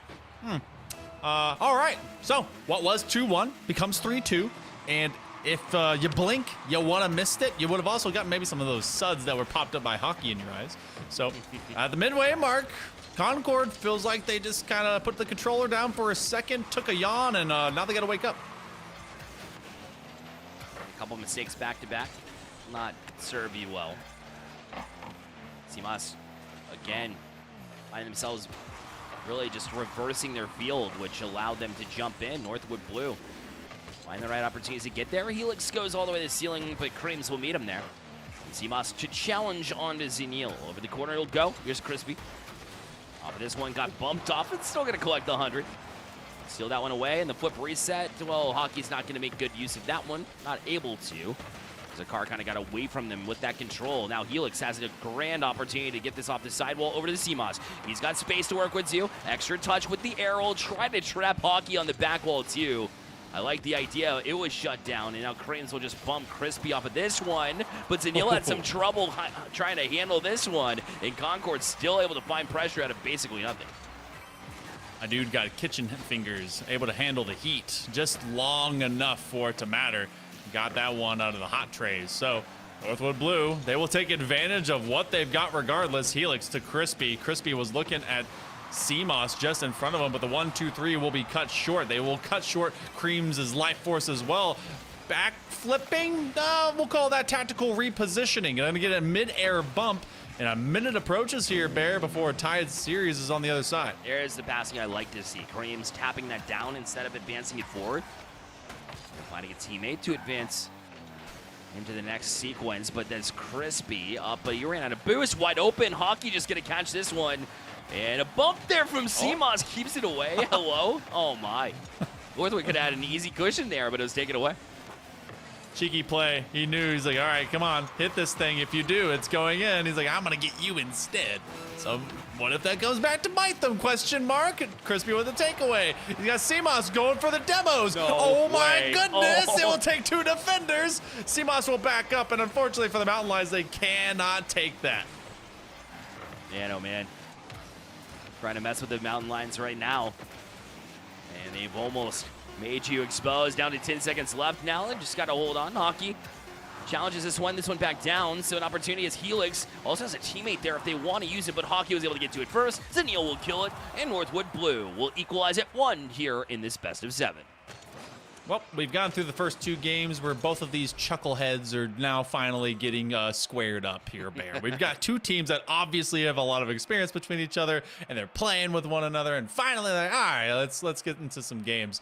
Few mistakes that, unfortunately for Concord, definitely kind of threw them into the back of the bin. So Northwood will take those. And I think one thing that's still kind of pretty present is that they're going for a lot more head-up direct plays to try and establish some further space, whereas Concord is going the clever route for establishing slower and trickier passing more acutely. It feels like Northwood is just like, all right, let's see if I can finish this off with speed. Can you take the power? And then they have to just kind of get back downfield and deal with whatever is coming out of the Concord half. It's a solid point. Both teams are taking it slow. The pace has certainly reflected that, which isn't a bad thing when we're watching it. You know, that's the best way to create space, especially against teams that do and have that ability to be high flyers. And I really think because of that, it's going to be the team that's able to control the pace, kind of back and forth between finding speed in moments where you think that they're going to play it a little bit slower, and vice versa. That team that controls that pace will win the game, win the series. So which team it's going to be, your guess is as good as mine, to be honest. I think both teams have that capability. I think we saw it a little bit more strong in Concord in game number 1. Northwood answered in game 2, and that's why we are dead even. And it's anybody's series at this point. And we'll see if, the gifts continue from Concord to Northwood, because that's going to give Northwood leave their door wide open in certain circumstances. I mean, we started with a bot kickoff, so that's one thing. As everyone just formed the old X on top of each other.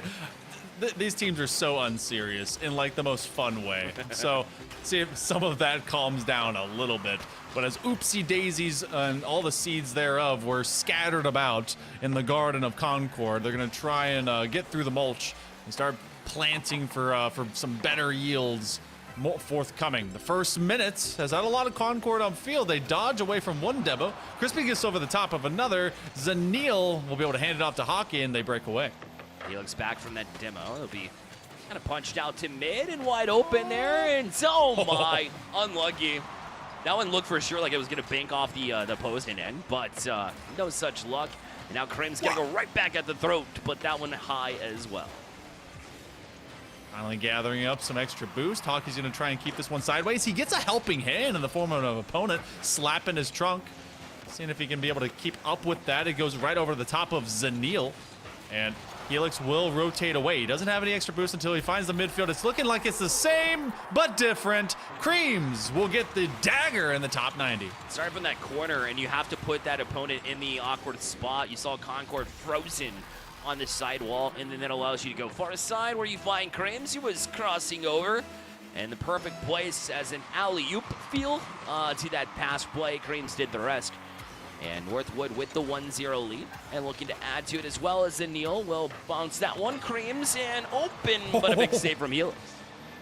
Big hit to force that off the interior side of the post. That's huge. And one thing that I think that Northwood is making a great work of at this point is they are covering gaps that they were leaving a bit wider for Concord, maybe to be baited into earlier on, but that they thought that they could cover with just pure pace and speed. Now they recognize, you know what, let's not give it to them. Oh, another clanger from around the pipeline. We're 2 minutes in, Bear, and Northwood has been highly threatening on this Concord back half. Yeah, and they're doing it by little stress as possible on their own end, right? Sometimes you'll see teams just push, put themselves in awkward spots in order to get those opportunities. And for Northwood, it's just like, oh, We're going to just chip it over to you, get right back into rotation. Nothing feels very challenging for them currently.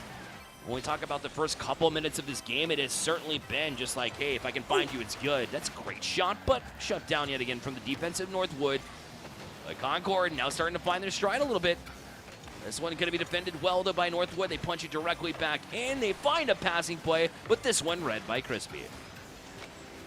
Hoping that stride turns into some consecutive steps, because so far it looks like they're just skipping. They're trying to just leap over one block of the sidewalk at a time and then seeing if everything connects together. And some of y'all forget how to skip. I've seen you guys do it. It doesn't work the same way. Backboard, a little bit too hot to handle for CMOS. Crispy's on an island with not a lot to live with.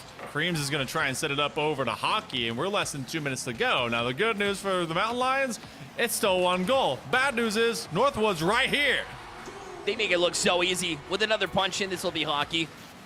Helix didn't touch this one, left it for Zanil, and then you see the rest. A challenge there from CMOS, but unfortunately for him, when it hit off that ceiling, you saw that Hockey was just lurking there, ready for it, and a good read will put him right place, right time, and a 2-0 lead for Northwood. Ooh, possession play? Zanil to Hockey? Do they already have a pre-jump? He'll leap now. Oh my goodness, what a save. Crispy needed to find that because Creams was dead on target.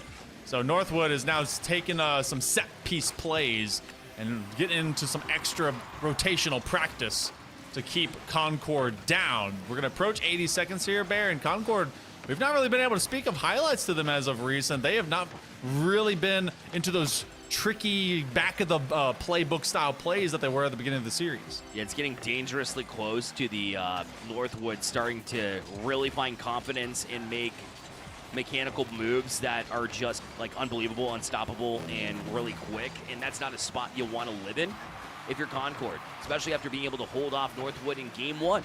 You'll put yourself in the lead in the series, but Northwood has looked very much stronger than the mistakes we saw in game number one. They've certainly woken up to some degree as they want to punch their ticket to the grand finals just as much, if not more, it seems like, based on the last couple of games. Although finally Concord gets a good touch, but look as the cycle continues here for Northwood. It's definitely a team that already has their eye on land going into that second weekend of May, and they would love to kind of have a clean sweep of all championships of the academic year here for the NECC. 20 seconds to go. Concord wants to remind themselves that they can get a goal. They started off quick. Northwood was relentless, and they have so far been dauntless in the face of these Mountain Lions. Looking for a cookser. It ends up being a pass. CMOS hoping to turn nothing into something. That's going to end up into the hands of Hockey with a save, and Concord will have to go back to the drawing board as we hit game 4. Clinical once again from Northwood. Just business as usual, it feels like. They make these big plays look so incredibly easy. The shot counts even favor Northwood, 9-4. But even if it was even, just the way that Northwood was able to put on shots seemed way more seamless than Concord. Like, Concord had a couple of shots there late in this game, and yet I'm not saying, I'm going to sit here and say they have any kind of momentum, because it felt like desperation to just try to find shots, to try to create any opportunities to begin with. So credit their defense for looking good at times, but still, just as much as you're trying to not break against Northwood, it wasn't enough in that game number 3 to prove me that they're going to come into the next game swinging, but they're going to need to if they want to stay in this series. This is also a team in Concord. They in their opening round went to Game 7 against Ole Miss, so I feel like they'd be able to mollywop a little bit more handedly. They started cleaning things up when it ended up happening against St. Clair Green, which that team in particular has been making some big waves in the overall CRL scene. So seeing now that even with their growth across the last few opens in the big scene of things, now things have become a bit more muted. We were looking at the Northwood show for the entirety of that game. It felt like Concord really didn't get to have anything start, and even when it did, it was just Northwood relaxing. So when we go to game number 4, just like you mentioned, this cannot be Concord on basically ill operating motions. They've got to be able to find each other in open space. That's their greatest strength, is being able to get Northwood uncomfortable with the way they establish these passes. You gotta break patterns, right? That's literally the name of the game, right? Yeah. You got to be able to find ways to disrupt, and it just has been, like I mentioned, business as usual. So it goes hand in hand with what I was saying, and continues to feel that way. And Northwood, to their credit, has certainly found some crafty plays of their own. Even though they make it look easy, they certainly aren't. As Krames will put one on target, maybe a little bit off, but Helix wasn't taking chances. Zanil pressure on yet again. Once again, it just seems to be straight A to B Rocket League for Northwood. Never going the extra mile here, and they don't have to when they're finding value. There's Hockey far side, and a great passing play again from Northwood. Such an electric combo. Fear not the man that's learned 1,000 skills once. Fear the man that has perfected one skill 1,000 times. And that's exactly what Northwood Blue has done. Crisscross, midfield pass, slammed that thing to the back of the board. Wow. Able to do so in such an effective way. Concord has a bag of tricks that I feel like doesn't have enough candy for all the kids around the block. Going for a bump pass, see if they can get something out of it, but finally, we at least get Concord with some possession, but it's short-lived. You've heard us say it 1,000 times. It's like, oh, plan A is not working. Plan B is bumps. Plan B is demos. And listen, it's not a broken concept. Like, you can, we said disrupt Northwood. How do you do it? Bumps, demos. And right now, it's just like, if you do that, you obviously risk just easy plays for Northwood. It's already seeming easy to you, but you have to do something. You have to be able to disrupt. Right now, Hockey left with some space all the way up to the ceiling. We'll take the 100 boost on the way out. A little bit of a gift shop on the way out of the exit. Still 1-0 lead from Northwood with 3:15 left in this game. Number 4 looking to march up to match point with a win. I wonder if that gift shop has Wenzel's Farm sausage in it. You know, if it does, maybe these players will be able to have some awesome protein. So should you. Go out there, get some energy, just like Hockey. I bet he had some Wenzel's Farm sausage. Flavor for champions of the upper bracket finals if they win. So, nom nom. So, oh, this one's gonna be awkward because Seamus doesn't have a lot of boost. Has to carry that around. Job well done to make sure that Hockey doesn't get a chance. However, Zanil just chip shots his way to apparently a nice aquarium. I love that explosion. Me too. Honestly, big fan. Seamus said, I don't need ball possession. I'll just kind of walk away from this one. If you do that, well, Zanil is like, okay, thanks. 2-0 lead for Northwood. And those are the things that have to be going through the mind. But it's also not that simple either, right? Because if you're Concord, every play that you have to make has to be calculated to perfection. And even when you get great shots like that, Zanil has an answer. Wow. Trying to land on this one as well with an immediate counterattack, and that is where literally things become so difficult to deal with. Northwood, even when they're attacked, feels like the next answer is, all right, I shall do unto thee. Creams was going to leave it alone for Zanil. He's trying for the most daring angle to try and back pass. And away we go into what is kind of a Control-C, Control-V, as Concord Esports just has nothing for the quick shots that we're getting out of Northwood. It's almost like after that game one, like coach, director, whoever it takes, just got behind this team and be like, boys, lock in. What are we doing? And then they really woke up, and this team has been literally unstoppable, literally unbeatable, because Concord hasn't had a goal in the last 10 minutes. It has been absolutely dry for this team. Over the past couple of games now, quite literally, Concord cannot find anything, and Northwood has had free range to do basically whatever they want. Ooh, bang! All right. You know what? I spoke was about that. to make a quip. Yeah. You did. I was about to make a quip like, you know, if their throats are dry, go get yourself some G Fuel. Well, I think that's even spicier than that. NECC 20, by the way, at the checkout. 148. Concord finally gets something on the board, reminding themselves that their offense can work. Now, it's awkward moments where all the Timberwolves were in one spot. I don't think they're going to get stuff like that many times, but take what you can get. Neil tries to chop at this one. It'll be crispy instead. Hockey will plop it high. This will be Helix up. And Hockey was actually busy with the demo on the other side. It took him a little bit longer than usual to get over. He did eventually get there. Now says Neil will just play it back out. Crispy calls it. Wants to be able to turn on it quickly. I like this move because then Blake, Krames just has to get a couple of touches. Still awkward. This one up in the air though, and Krames able to get right back to it. As Concord, their eyes were giant as they committed towards that open play. But instead, they're not going to be ready for another strike from Northwood. Hockey just like, all right, for all the chaos here, Zanil, just step back, baby. I got you from midfield, extending it as far as it absolutely can go in that opposite side corner. Wow. Also, thank you, Creams, for switching out of that just terrible looking Vitality skin. Oh my goodness, the Whifties. Oh, 4-1. They're trying to bury them at this point, Bear. It is under pressure and under fire. CMOS needs to CMOS time on the other side of the pitch, but he's not going to be able to. Northwood just continues to lay it on Zanil.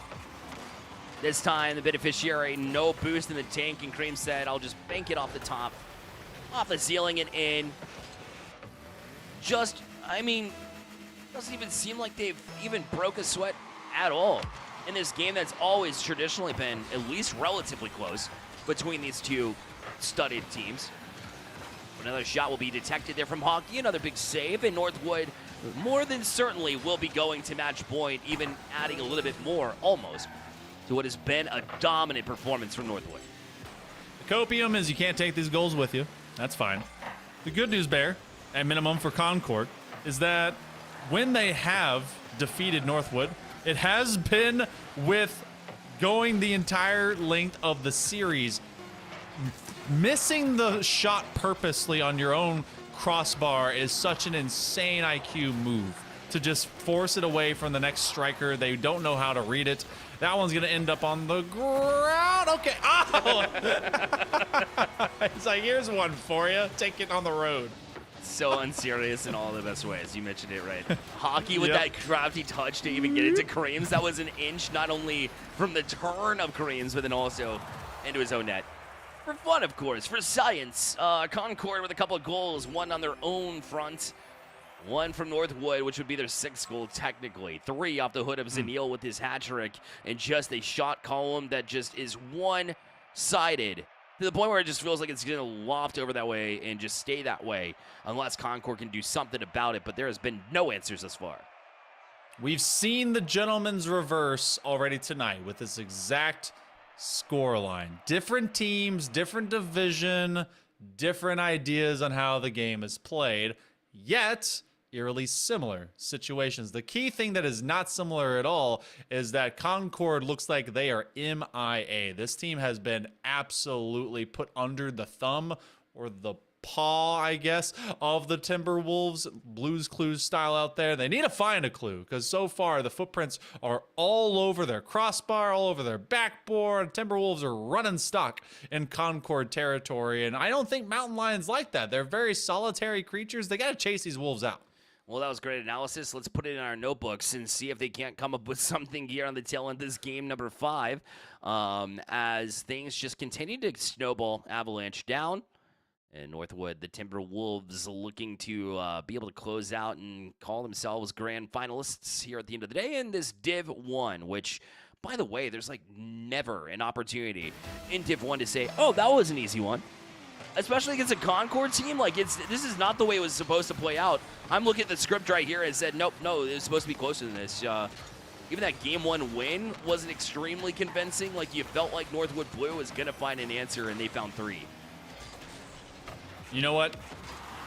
People and players and athletes that are great at their craft always make things look easy. Yep. And I forget what the rule of thumb is. I need to go look up the law. I think it's not Godwin's law. That's a whole separate thing. But the rule of it's one. You mean the rule? Yeah. The rule of paw that everyone, especially at our caliber, we always think, oh man, I can do that. And that's also why there's like post like RLCS buff after I watch all those guys play. That I'm like, all right, I can do it, and I'm like good for like 5 seconds. Gotta see if the same exists here. Love the floor pinch. Creams from end to end. Timberwolves on top. End it here and now. You got space to work with, and Zanil just chasing him down. Just absolutely like a fly swatter, just in the opposite side of the field. And Concord nowhere to go, nowhere to run. Creams wide open space, and a 1-0 lead. And off the kickoff, trying to make it 2 as Zanil will punch it over the bottom side of his car, but it'll go well wide over the corner. And Kareem's to the ceiling. Again, space to work with. The 51 back down to the ground, but luckily for Concord this time around, they got Crispy to clear it out. And a bit of help there, too. It's a great 1-2 punch there as CMOS was looking for another teammate. Now we'll take a shot here, but Hockey able to shut him down as well. I didn't comment on it in the first, 45 seconds or so, but that is the second time that we've seen Concord try that play where they put something on target and they bring a late form attacker to try and pressure the goalie physically. So trying to kind of sneak their way in there, locking at all eyes onto the initial shot and then seeing what they can do next. Helix just turning into an upside-down Spider-Man. Hope to be in chase of it, but you're seeing Northwood poke at the bear, or poke at the mountain lion, as it were, forcing them to have to come to them. That's a heck of a shot, but it's bounced back sky high.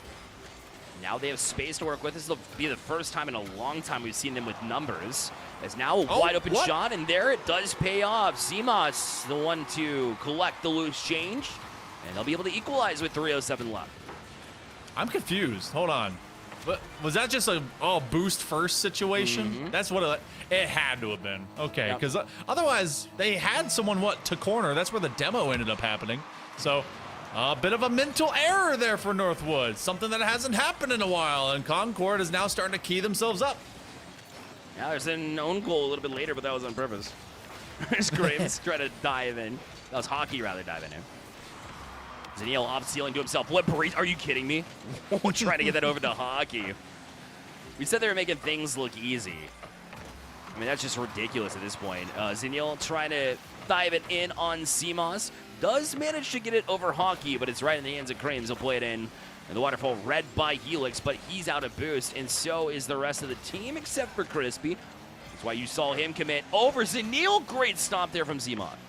Again, another kind of straight up back third pass. They've done that several times now. They're just waiting for the cycle to be speedy enough to catch Concord by surprise. This time around, though, Concord's eyes are everywhere, and they are understanding what the tactic is, and then they must get there in a timely fashion. There's no one to be able to get to this except the man that's waiting on the opposite side post at the foot. Simas wants to take it. Hockey will expose through two. That is another big demo. Simas gets rid of Creams. We're sub 2 minutes. We're tied up. Northwood Blue is on series point. They're trying to just straight up sumo through this Concord group. Yeah, Zaniel literally punched the defender to try to throw him into the ball and maybe create another chance, but it was not working.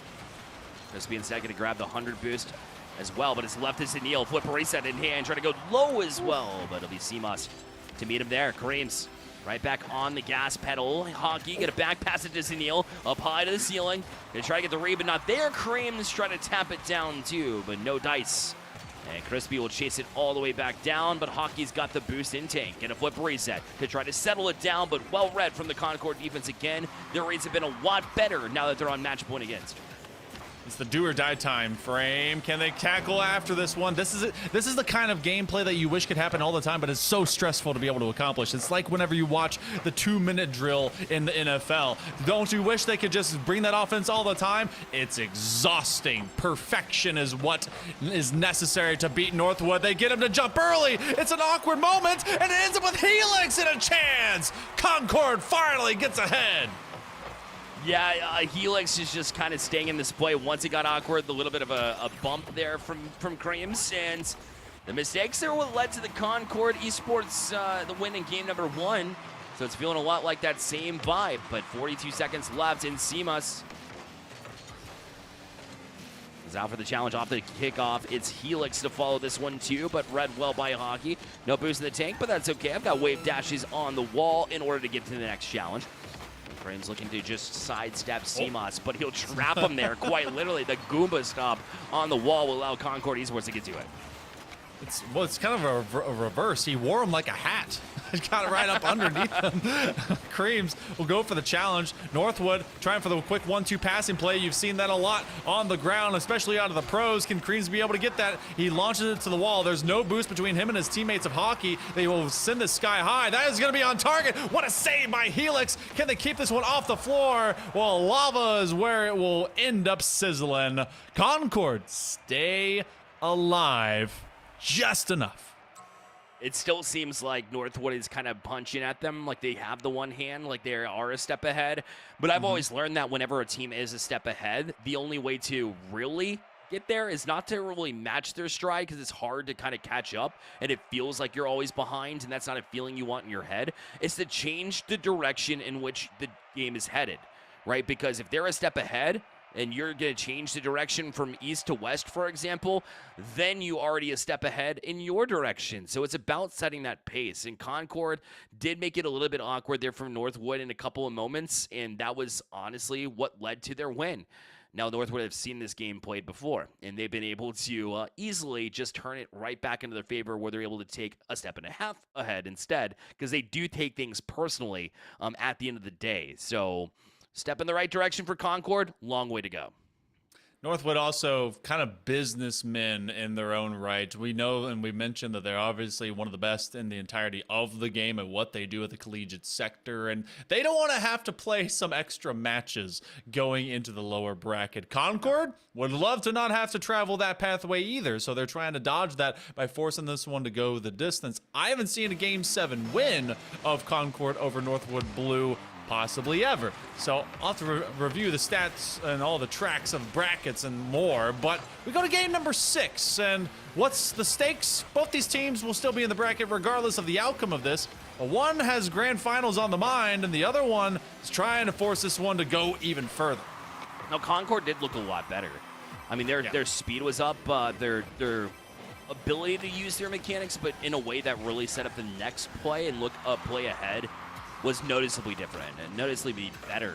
But they still need to be weary of just the plays that Northwood's able to go tit for tat in that same vein. So have to be ready for it. And that bump from Northwood will free up Krames. Now try to take a step forward, but bumped off and bullied by Concord as they'll just launch it back into the zone. And Seamoss getting ambitious with that read. Not able to make the touch here. It'll go back out to midfield. This is a dangerous situation. You see all three of the Concord players actually in full retreat mode. Luckily, though, Seamoss, as adventurous as he was a few moments ago, was getting themselves a chance to be able to get back to that ball. As that clear ends up happening, you get a consecutive amount of touches, and what a find! We've seen this before, Bear. It was at the beginning of the series. Concord finally gets themselves in front early. Even with Zanil, knowing that he made a mistake there to touch it back out where Concord was waiting for it and then tried to make that read to settle back into a spot where it typically goes. Concord was able to read that well, find a teammate, so perfectly placed passing play, and Concord's looking a lot stronger. And now look at Helix cutting this one in with confidence. Suddenly that ease of access from Northwood has been shut down, denied, access denied, need a new password. We'll see if they can 2FA their way back into this game, because right now Concord looking like they're stronger of the two teams, at least in the first minute and a half. See, Concord has stolen their cell phone, so they're going to try and go through all their codes whenever they're asking for that email, that text. 100 seconds have gone through here. Creams gets bumped. He gets the ceiling reset, and he tries to slap it in. Unfortunately, he didn't have any boost to try and navigate to that shot, so he had to take what it was for what it is. So with 2 minutes finally beginning to elapse here in game number 6, Concord's at this level that Northwood Blue is kind of waiting for them to get back to, and also hoping that they could deny that they ever returned to in the first place. Oh, what a passing play!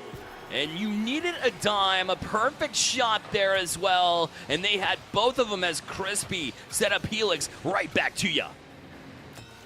Crispy, shout out that you have Garfield as your PFP, by the way. That's like, I hate Mondays, love lasagna, and absolutely kicking this ball into your net.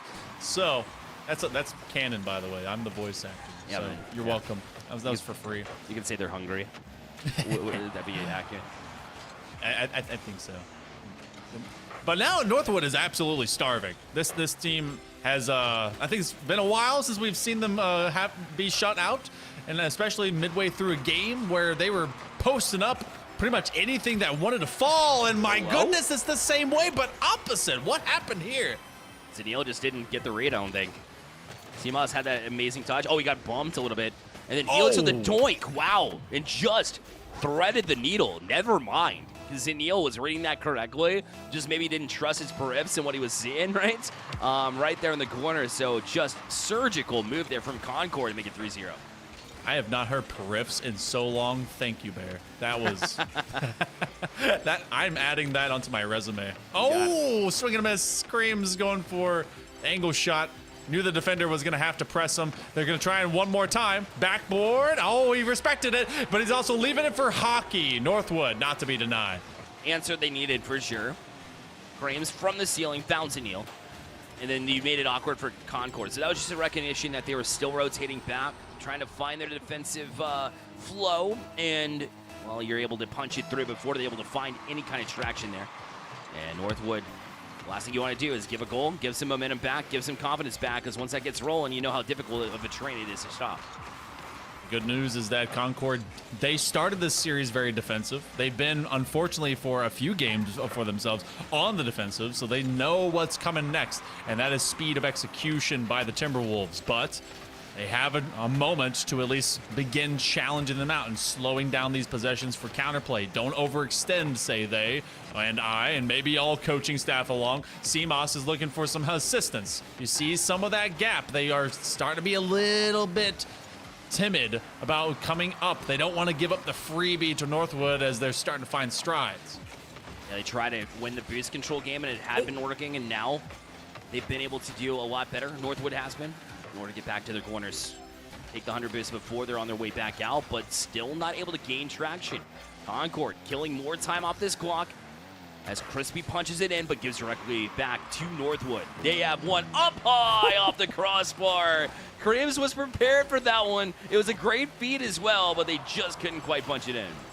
Creams lives on the ceiling. Dude is the cat and the hole is cut, and he's looking at me trying to cast this game. Oh my goodness, CMOS will make for the catch. It's going to be on the floor, navigating traffic very well as he's forcing the Timberwolves to chase after him. It is cats and dogs out here, ladies and gentlemen, and we may be seeing this one go to a complete rainstorm in 30 more seconds. Concord trying to get the gentleman's reverse, and they may be very well locking that one down as Game 7 is not quite there, but almost.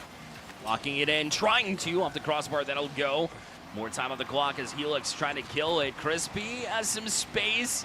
Popped it high instead. Maybe a mistake here because Hockey allowed the opportunity. Gets the flip reset to Neil next on it, but a great shutdown. And that should kill enough time. And Concord, you let them linger for just a little bit too long, and you find yourself in more and more difficult situations as time continues to tick in. This will hit the ground. It'll be Game 7.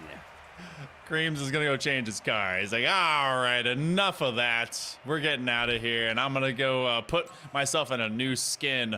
Northwood didn't have a lot of offense. I know Creams basically threw it over to the crossbar a time or two, and maybe some of that was left behind and will turn into a big way. But here in this winner's final, Concord was down 3-1, and I'm not going to lie, it wasn't pretty, Bear. It was Northwood that was holding them still and just bullying them into the lockers. This time, they have returned to form. It's looking like games 1 and 2 all over again. Concord looking very much like they're here to play. And we go to just one single game left to go to decide who's going to be in the D1 Grand Finals for the spring. That's right. I do have a question mark over it. Just seemed like they got those 3 goals early, and then it suddenly started to slow down a little bit.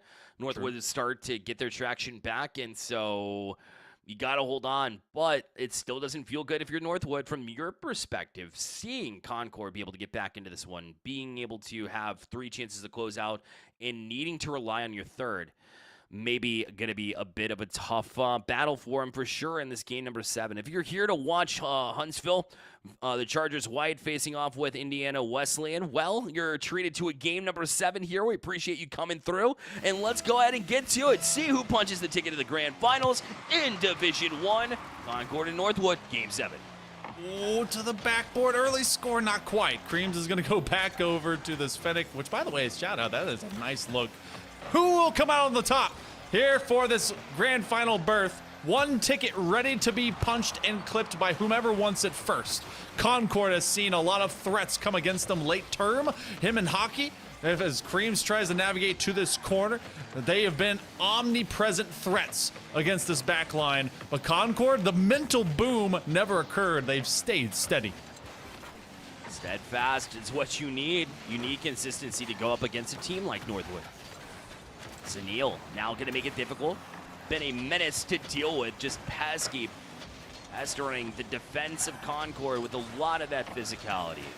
As they are out of boost and still challenging in. Going to take the boost on the way out. Perfect timing in the brain as far as when that was going to pop up and rotate out. And that'll leave Creams the opportunity as well. Extra touch to try to advance forward. Now Zanil with all that boost that he gathered off the last couple of sequences, but wasn't able to get a touch in Concord will. That was looking like it was written in the sky there, Bear. Now you have one that's overextended. They don't got a lot of boost. They're going to try and navigate around, and there is no defense present save one. Crispy's going to be under a lot of stress, and yet CMOS comes back into the fray. Double commit between Northwood players as Hockey and Creams will try to get there, and they nearly park the bus straight up into the back half, and they're aiming for the foot race. They get a demo. Concord is living on a knife's edge to keep up with Northwood in the way that they're slamming down the gavel. CMOS, a great positioning of the car up on the ceiling to rotate around this one. The shot will not challenge Crispy. Stood fast, stood strong to get that next touch. This will be up in the air for Crispy again.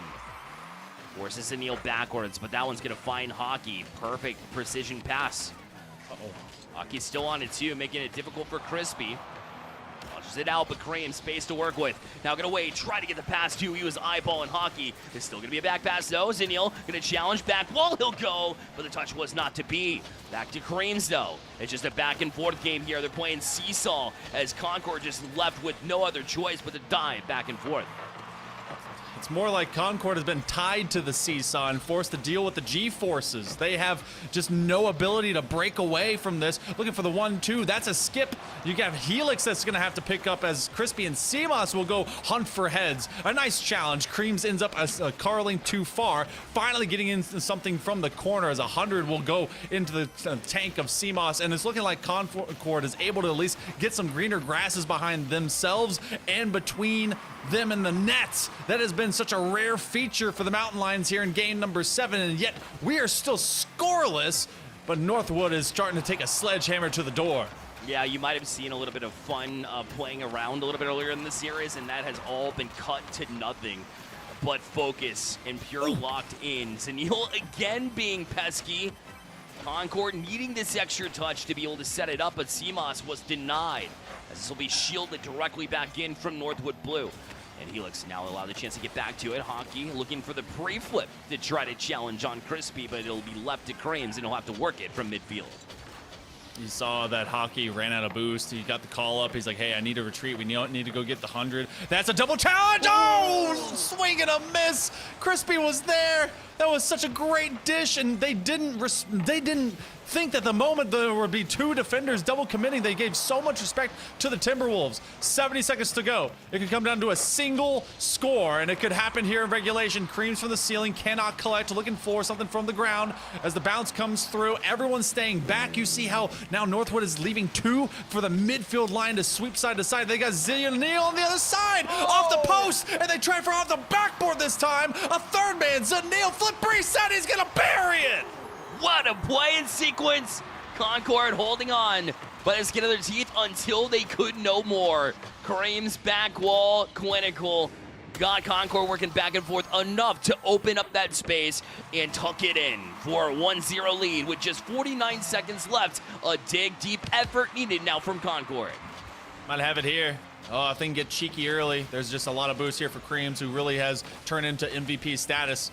His team needed him, and he showed up. 40 seconds to go. Creams again taking away what may be one of those few opportunities remaining. Zanil's gonna try. 30 seconds. Bear, Concord, they've got to score. They've got to do it very, very soon, but Northwood is just taking away every angle that exists. Even that one. Yeah, with Helix. I thought they had plenty of room, even with no boost, to try to catch them off guard, try to pre-flip one. They need the last back to commit. It's Crispy, not looking good. Tried the bump as well, but Crispy, even without boost in the tank, they'll have one more sequence left. CMOS trying to find it across pass. Helix, patient with it, finds it. Equalizer with just 2 seconds left. This took so long with so much patience. If Helix goes up a half second sooner, it's dusted by Creams, who was looking for the challenge and waiting for the last man to come up.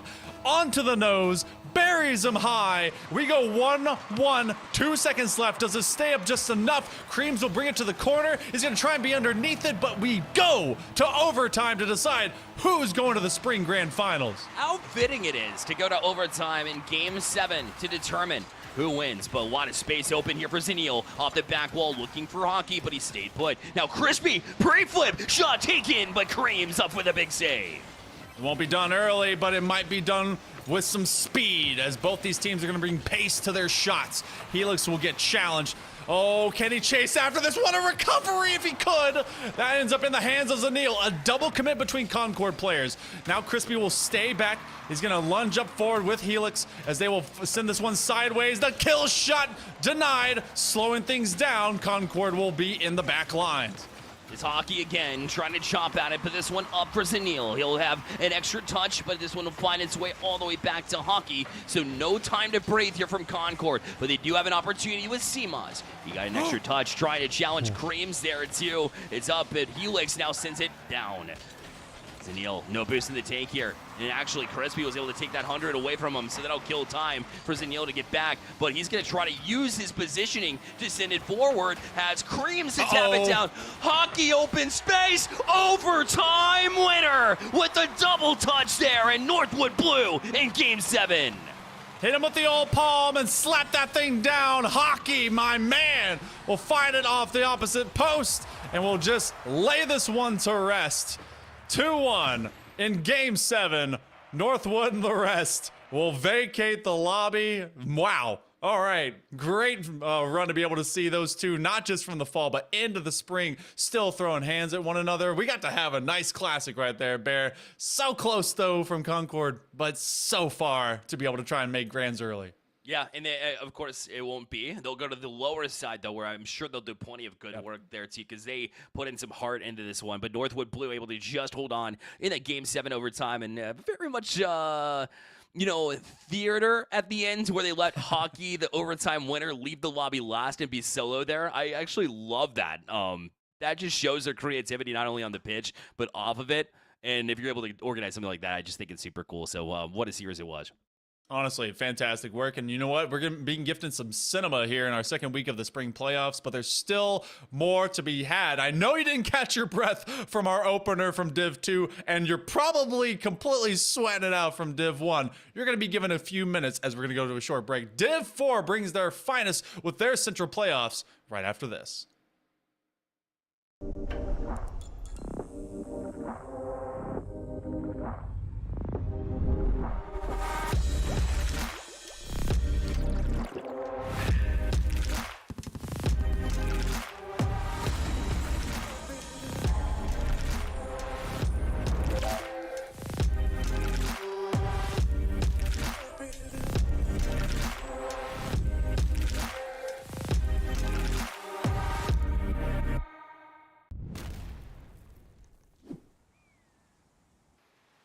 Oh man, this is incredible. Oh, wow. Huh? Yeah, it's pretty cool. It is pretty cool. Hey man, grab me a meat stick.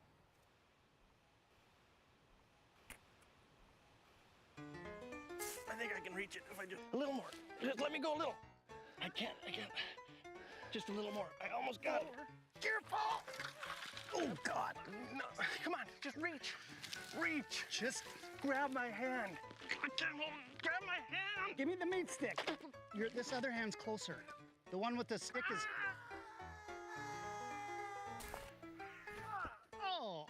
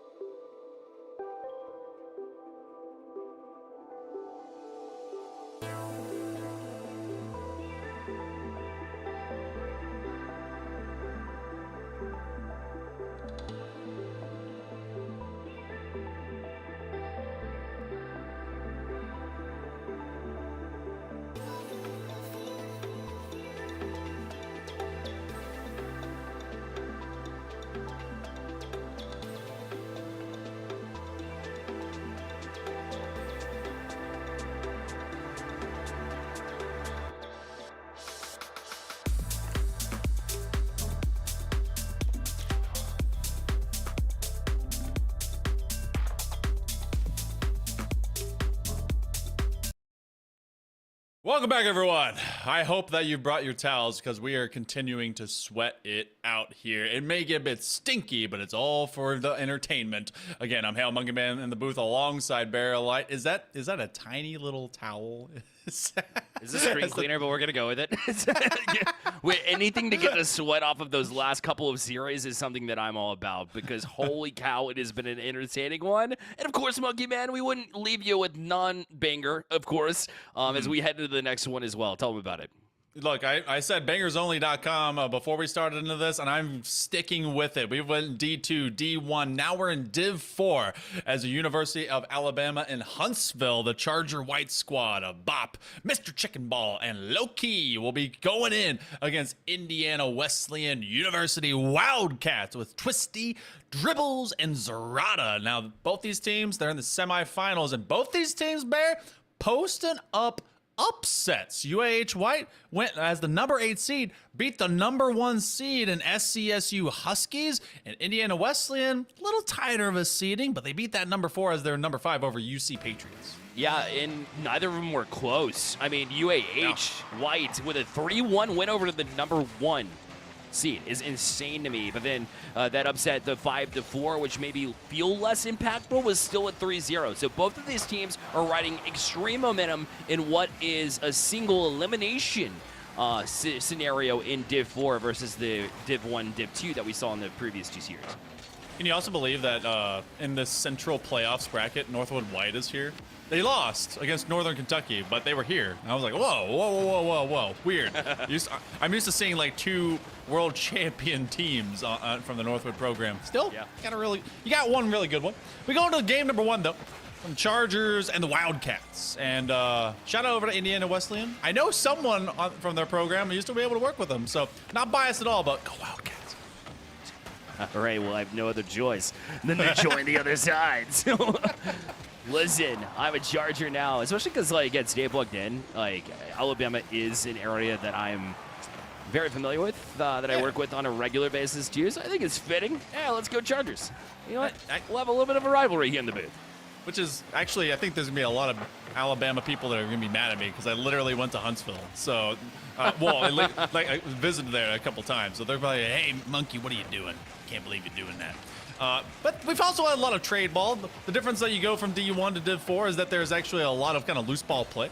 And both these teams, though, they've been fighting tooth and nail through these brackets. And I'm actually very happy to see them at this point. Nice little handoff from Low-Key over to Chicken Ball, but this one gets taken away again.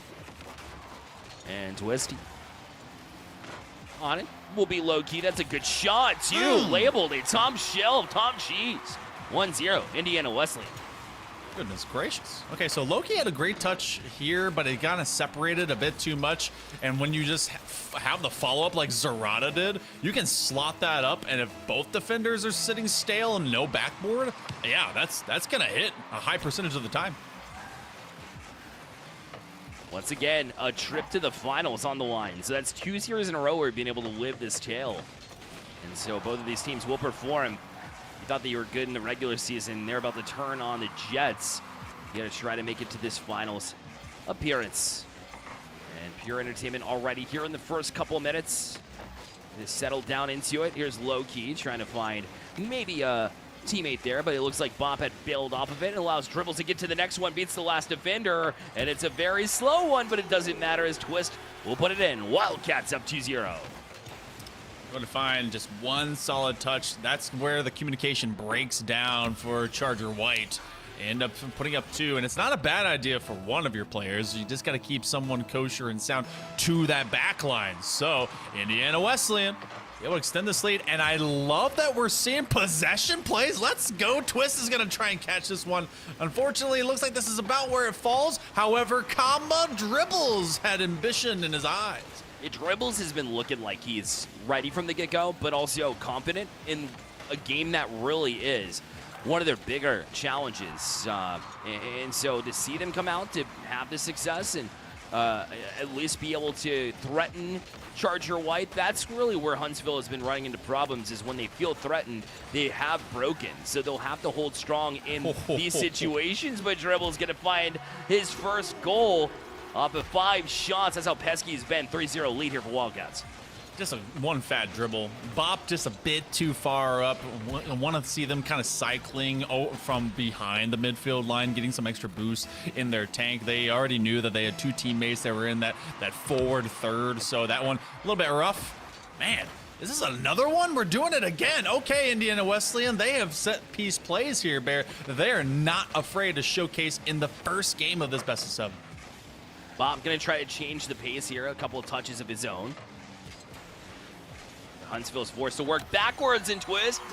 Twist here right in the right spot again. So Charger White has not been able to settle at all. And it's all courtesy of this Wildcat prowess.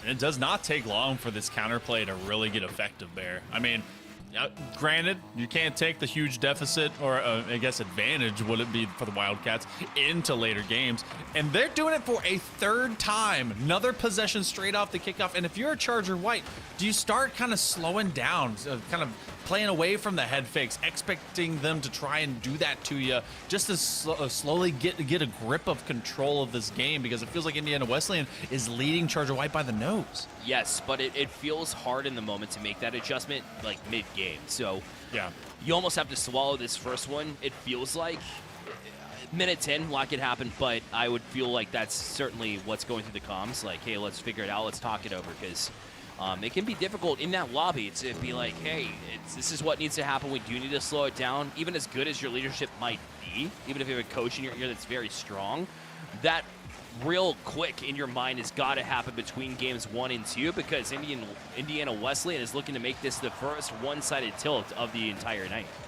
Yeah, I mean, we've seen a few games that went a little bit weird. We even had Northwood a bit ago that had done that in an individual game. I think, what, the 5-2 with the own goal on purpose? Yep. Still, though, the beginning of this is definitely wake-up calls for UAH. They have a lot of work to do. Indiana Wesleyan has decided, you know what, we are going to show the playbook. We're not even going to hide it behind a coach's, like, clipboard or something. You get to see everything that we are going to be posting up with. And maybe some of that hubris comes back to bite them, but they've decided that practice makes perfect. This game is all practice, all the time. Can they take it away and post a shutout? Seconds remaining, low-key, high-profile. Oh, gong rings out. This one stays dry. And one the other way, almost. Wow, that one went halfway in. And this is why that was important in my mind, because obviously that wouldn't have mattered in the grand scheme of things in game 1. But what I'm looking at is really mentality. We're all game to game number 2. I don't know how to feel with, Charger White. And not because it was a 4-0 scoreline, but more so because you had that pressure late and you weren't able to punch it through. So it's like, it feels like the weight of the world is just on you and your luck is against you. And that almost is harder than just a team that's a little bit better than you in the moments. You would rather face a very good team than face the universe, is what I'm trying to get at. And it felt like in that game number 1 that Charger White, unfortunately, was dealing with that. Or at least that was the mentality there towards the end of the game when you weren't able to punch that last one in.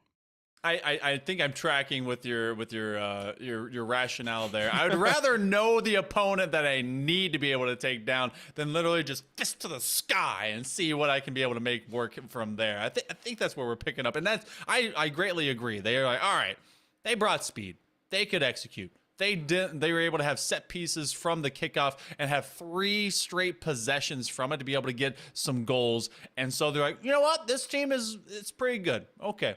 Now we at least have an idea of the pace that we have to be able to match. Can they do so?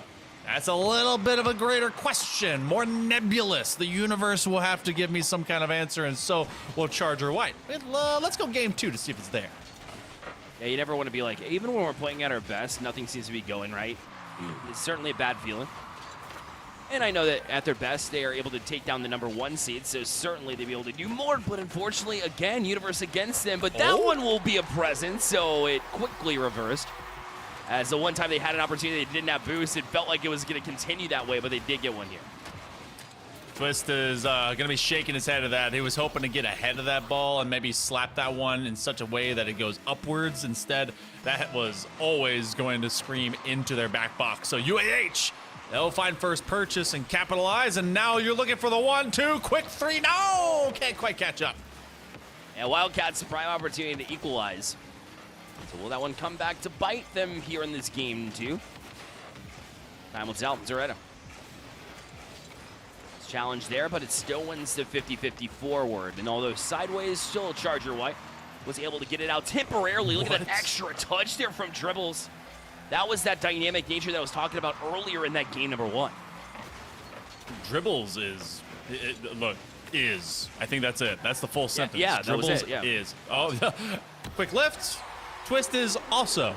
That's the next sentence. Just 3 words. But the one extra makes this all tied up. Indiana Wesleyan knowing that they got chicken ball on an island. So lift that thing. Up and over with these. That's how Northwood did it. They took notes. They got their handy-dandy notebook out. Continuing that reference of yours a little bit earlier. Still an equal game. Oh, much closer. Might be a bit of a better feel for Charger White, who once it got out of hand last game, it felt like they just kind of collapsed. But speaking of collapsing, right on the box, Dribbles will threaten them again, and just in a blink of an eye, the Wildcats back on top. Bop gets destroyed, and low key is too low to take on the upper aerial that ends up dunking down and forcing 2 goals in a row quite expeditiously here for Indiana Wesleyan, and we're right back at it. This continues to be the slot that they want to find. Now, the good news is that UAH is starting to adapt to that. Even if they're not taking away the possession idea, they're posting up a player that's going to be present defensively. Mr. Chicken Ball, see if they can be able to put this one nearby. Bop is hunting for a challenge, and they'll set something up.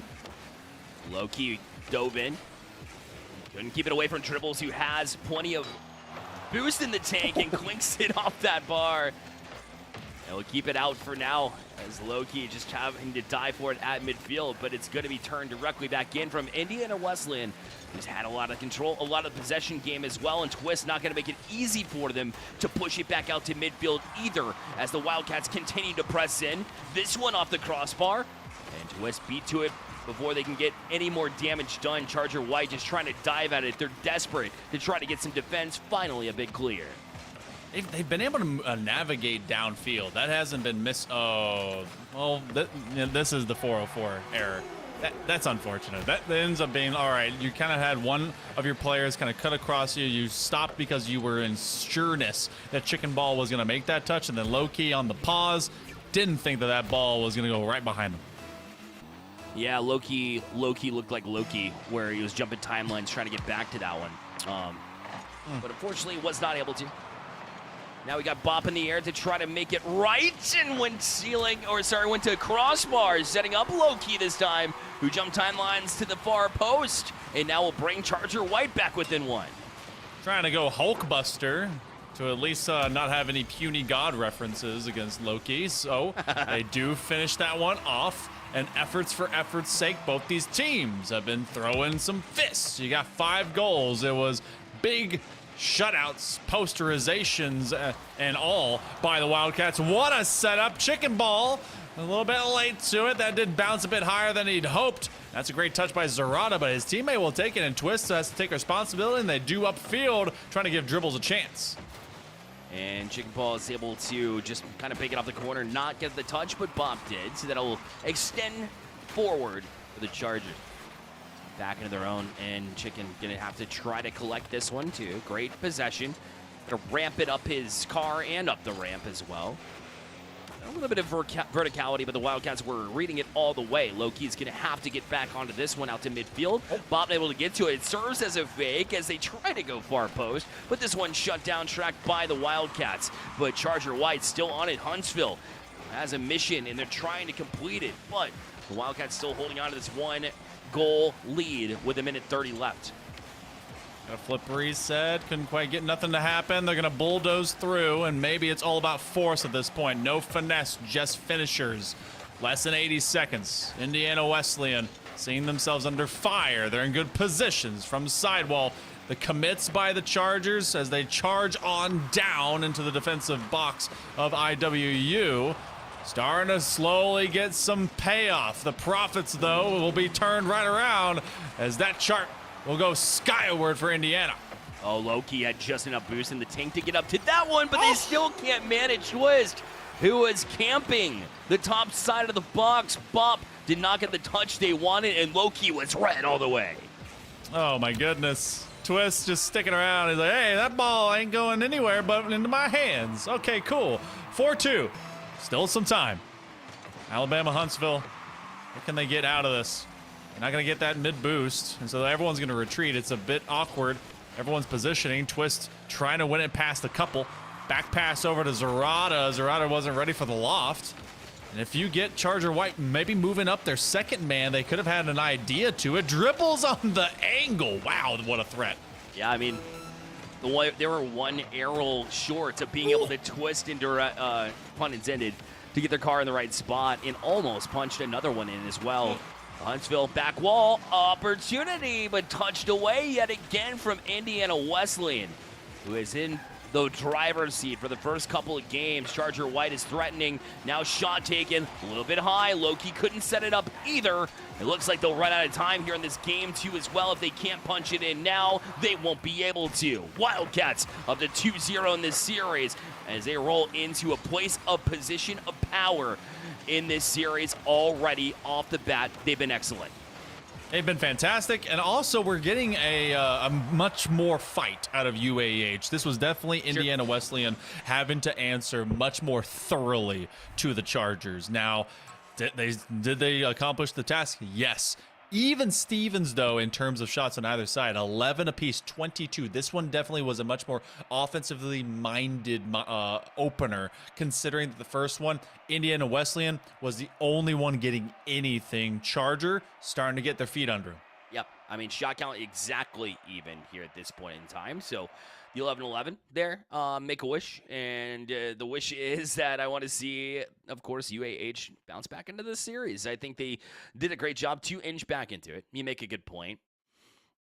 I think they had that in-between talk between games 1 and 2. The fact that it didn't manifest into a win is a little bit concerning, especially even though it's a best-of-7 series. It's just a dive deep moments. What other adjustments can you make? Because Indiana Wesleyan has an answer. Even when the Charger White was on the offensive side of the ball, they're so calm. They're so good at being able to transition from defense to offense that Huntsville just hasn't been able to get as much traction as they would like to. Granted, the traction that you mentioned is there. The main thing that I'm seeing, it's awkward timing and awkward positioning. We're not getting the same kind of solid layered lineup. Obviously, you go from D1, D2 over into D4. I'm not going to punish any of that sight line. But it's that if your first man is finding some position upfield, you got to have someone kind of nearby. And I do like where Loki is for this. The problem is that you have Bop that was also in this play alone, set up to try and receive that immediately, whereas you have two players that are very committed to their positions. Trying for a chance, it's an awkward bouncer. Dribbles will get that save. And Charger, they're giving me better looks already here in this first minute. Yeah, I like what Chicken was doing there in that instance, where it's like, even if you don't get a touch, it's still going to throw off the defense. It didn't do enough, but it was the right idea, because the touch would have been devastating for Indiana Wesleyan, at least in that sequence. Ooh. That one fought up by Chicken. So it'll be left high for Loki. Ran out of boost, used all of the tank. Get over to Bob. Chicken now going to launch it. Bob going to go up to try to send that fake, but Zerata was up in a hurry to be able to tap that one over the corner. That leaves some of the pressure that we've seen early from Charger White. Wildcats settle into this game number 3. Chicken ball across from Bop. Doesn't have any boost. Bop is just going to go straight for it. I don't mind the idea because of how long forming that play was. Everyone has to look at, all right, does he have someone he's passing to, or is he just taking it? And by forcing all the defense to kind of go stock still, they have a greater idea of where they can be able to slot a shot. Unfortunately for Charger, can't do much with it. That's going to be a direct threat. Twist just is open and honest. He's like, I'm going to throw this between the bars, my friend. Mr. Chicken Ball has a chance to be able to tackle into this. Bop will come up late, and we're already into late term, minute number 2. I feel like the first goal is so important here, and it might go their way just a little bit wide.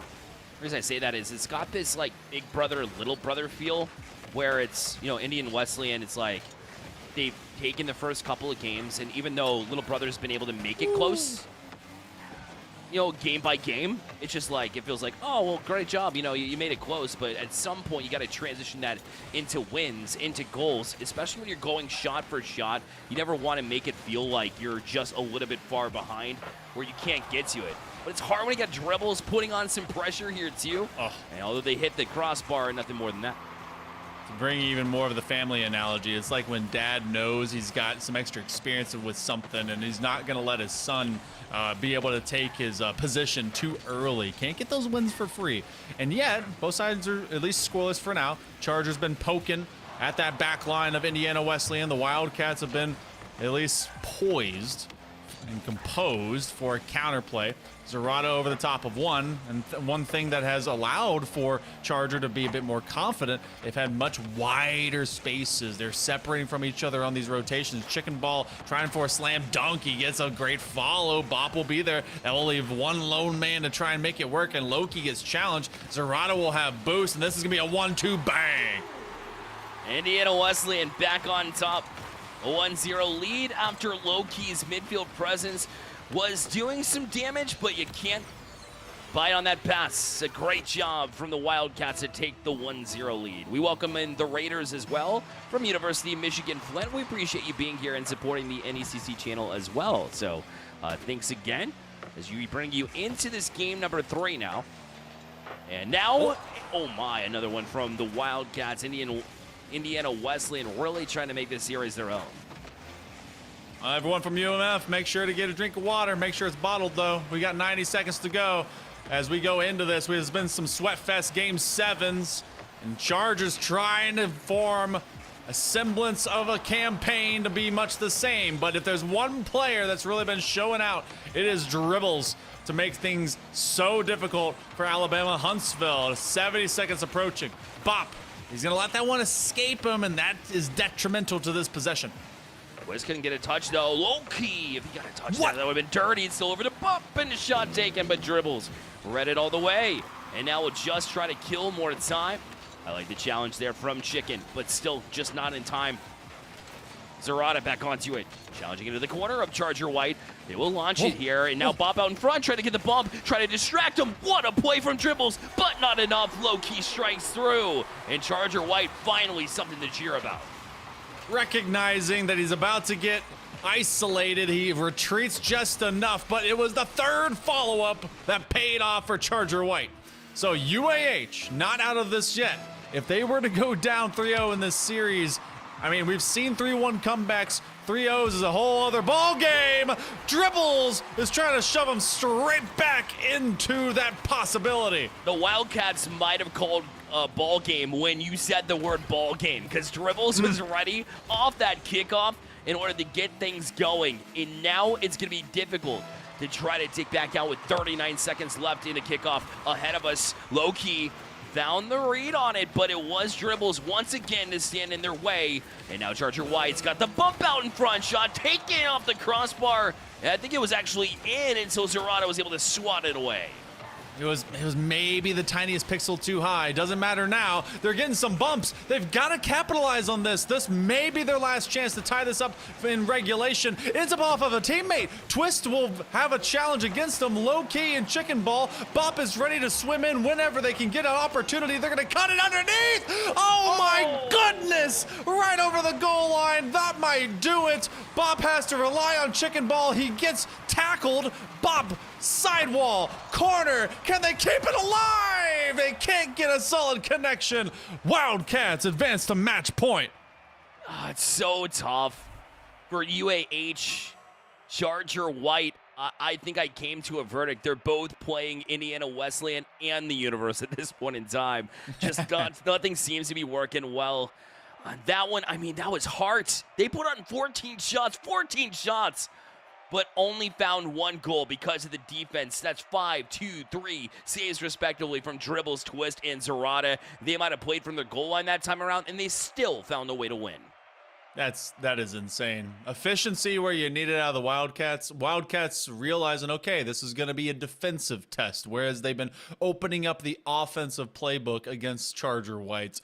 They just recognized, all right, we need to play calm. Dribbles, they very much look like kind of a captain to this ship, making sure that no one overextends, that they have the backs of their teammates. And that one that they didn't even get to touch went right across the goal line. That was such a narrow moment for the Wildcats, but now they're on triple match point. They even have a fourth, really, if you count that there's nothing in favor of UAH. So, Bear, there's a lot to work for if you're the Charger White, and you have a long way to go before a possible Game 7. But they would love it to make it the third of the night. Yeah, I think you picked the right horse in this one, the way things have been going and trending. Fortunately, I have not, quite literally, the Chargers. I knew everything ahead of time, my bad. Oh. What a shot. Big save, though. Love the no-quit attitude here from Loki, who makes a big save, but they're going to need more of it. That one just bopped off the post. Pun intended, because Bob was back in the defensive sequence as well, all the way up to the ceiling as dribbles. And he'll kill it down for a teammate. What a play from Indiana Wesleyan as they keep the foot on the absolute ground for the pedal. Goodness gracious. Insane. Indiana Wesleyan trying to play us Carol of the Bells, and it's definitely 8 months too early. So, see if that ends up happening later. You know what? Actually, I know that content creators need content. Go ring the bell off of that thing and make sure it's ready for Christmas, because that's definitely something I want to listen and see. So, UAH, that's not something they want to see. There was, 3 or 4 shots already in the opening volley, and the Wildcats are going back for more. Step Rob, thank you so much for the sub as well in chat. Really stepping up is the chat these days. You love to see it. That was an opportunity there for Zerata as well. Gonna be denied. Bob's got some space to work with. Gonna try to chop it behind Zerata. Did a great job at that, but maybe fooled his teammate in Loki there, who's gonna have to try to work it around instead. And because everybody was collapsing on that ball, the rotation wasn't in the right place to get around it, to take a shot. So maybe an opportunity by the wayside, still trying to capitalize, but dribbles will shut it down. Any extra pace on that shot, and that would be a score. They just didn't have the guy there soon enough. Backboard, that's an awkward situation. Zerata, they will commit to it. Everyone is here for Charger White, so they gotta be careful. An overextension could immediately turn into a counterplay by the Wildcats. Indiana Wesleyan, holy cow, that one's gonna be on target as well. What a launcher from the opposite side of the pitch. Twist is right back on it as well. No hesitation. Loki went the far sides, got bop. Got boost as well. Had the adjustment as well. Might have been a little bit off, but still was willing to take that chance with 2 back already. The bouncer dribbles, has to be sharp, and does a great job of just that to fight that one away. Chicken ball ends up upfield, didn't have any boost, trying to get the takeaway. Chargers sniffing this net. Unfortunately, it takes all your other senses to really get kind of galvanized enough to get beyond the Wildcats. Dribbles in a one-on-one, make it double as they take on the multiple, and they'll be able to at least force this into Wildcat territory. Now, this is looking eerily familiar here, Bear. The key difference is that we got the 1-0 lead in favor of Indiana Wesleyan. Bop is going to bring it to the sidewall. Twist is aiming to kind of denigrate through. And with a lot of boosts, not a lot of time, it feels like Chargers starting to step up to the plate. Yeah, despite the fact that in your brain, any strong player, any player at all, in this situation is like, where did this series go, right? We've had opportunities. There's been times where we played 1-for-1 against Indiana Wesleyan, and yet they're just 2 minutes away from being eliminated. And in fact, it's going to be even more difficult here as Zerata will punch in another one. That's starting to feel like the death knell. As the rattle's happening low-key, they knew that they were just in a weird no-man's land position, and that because they didn't go and receive that one, drop into the ground with that pace, someone had a freebie, and it was definitely Wildcats. Possession again. They've shown this 7 times through this series, and every single time it has been unerred by UAH. Zerata gonna try to punch this one away. Make it out of reach here for Charger White. Low-key try to step around it, but Twist right back in. Bop. Now beat to it by Twist. Low-key having to get the touch. Twist waiting on it. Will try to pop one across themselves. And it's up for Bop. And Zerata back down. There's no hesitation. The Wildcats on every single ball, making it difficult, killing more time, getting the boost out of the tanks of Charger White. The checklist that they brought into this game, all the boxes have been checked off the mark here for Indiana Wesleyan. Indiana Wesleyan simply complete the run, trying to go from beating the number 4 seed to trying to get rid of the Cinderella story. And I think with that one, the rest may be put on ice. It's looking like IWU has themselves in the fast lane. What a bump, by the way, in the chicken ball, just taking away what could have been a challenge. But with less than a minute to go here, Bear, there's a lot of work, and UAH just feels it's looking like they're just kind of checked out. And that's what happens mentally when you feel like you're battling that universe. I've used that phrase throughout the series because it really feels that way. Like, no matter what the Charger White team did well, there just something seemed to go wrong. And maybe it's just preparation from Indiana Wesleyan was just a little bit stronger than the strength brought in by UAH. I'm not discounting UAH for like being ill-prepared because I thought they showed up a lot in this series, but sometimes just a team that works a little bit harder will find the victory. Now, they do get one on the board here with 28 seconds left, so not completely lost. Still a difficult way to go, but you got to take it one step at a time. They're going to have to start making those feet beat the street. They got to find wheels underneath them, and not just from the cars. They got to get everything turned into the right angle in the right way. Trying to play off of the delay. They actually force Indiana to come to them, but that just turns into a movement upfield. Dribbles is going to go sky high. That's chicken ball calling up Bop. No connection. Fake him out. Low key looking for the dumper, and suddenly Cinema. We were hoping for it. We were calling for it. And so is Loki, as that's 2 plays in a row. Whereas, like, I want to be part of this play. Be dynamic and at least make it interesting. 13 seconds left. A kickoff approaching.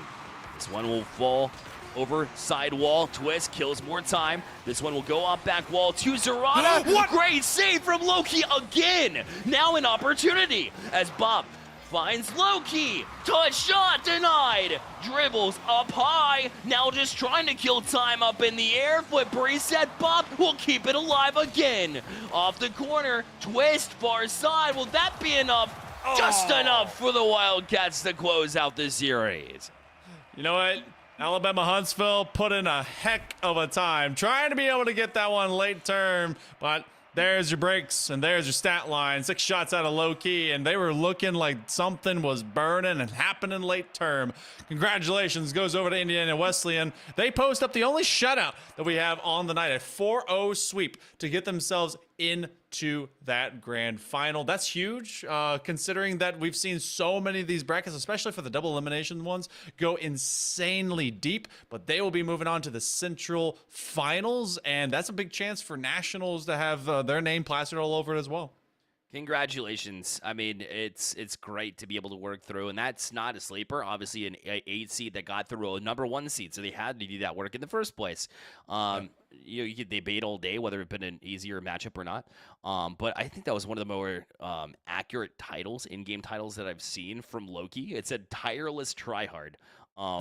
That's more accurate than me being a crossbar champ. So, or me being fabulous. 100%. Well, it was a great series otherwise, and a big shout out to Wenzel's Farm Snack Sticks as well. No mess, no distractions, just bold, protein-packed flavored to keep you locked in like these teams were tonight. Whether you're grinding ranked or leading the squad, Wenzel's keeps you powered up.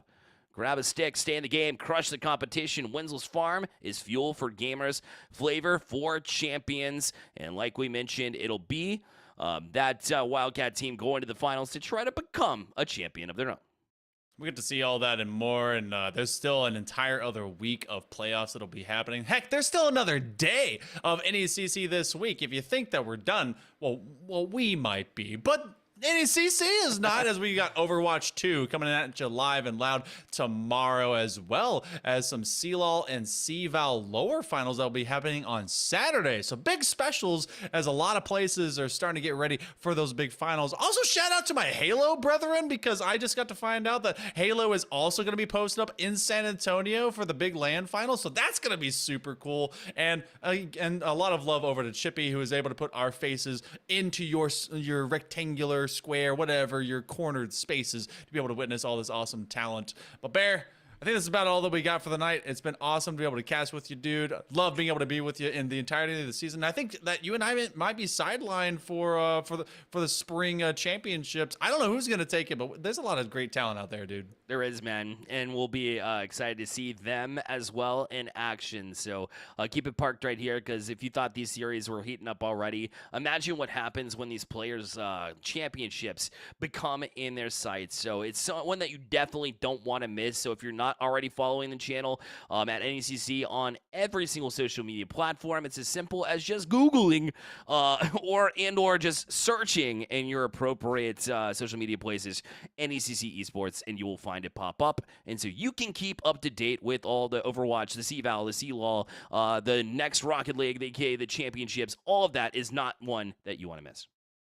Well, and also, shout out over to the moms and dads that are able to support all of this as well. I saw Twist Mom out there. You guys are awesome. All the programs, thank you so much for supporting your awesome students and all the talent and all the people that put time into this work and into this craft. To the partners and everything with NECC, we hope to be able to see you guys again more tomorrow at 7 p.m. But for tonight, I'm Hell Monkey Man. That is Bear Light. You have been so darn fantastic. We'll see you next time.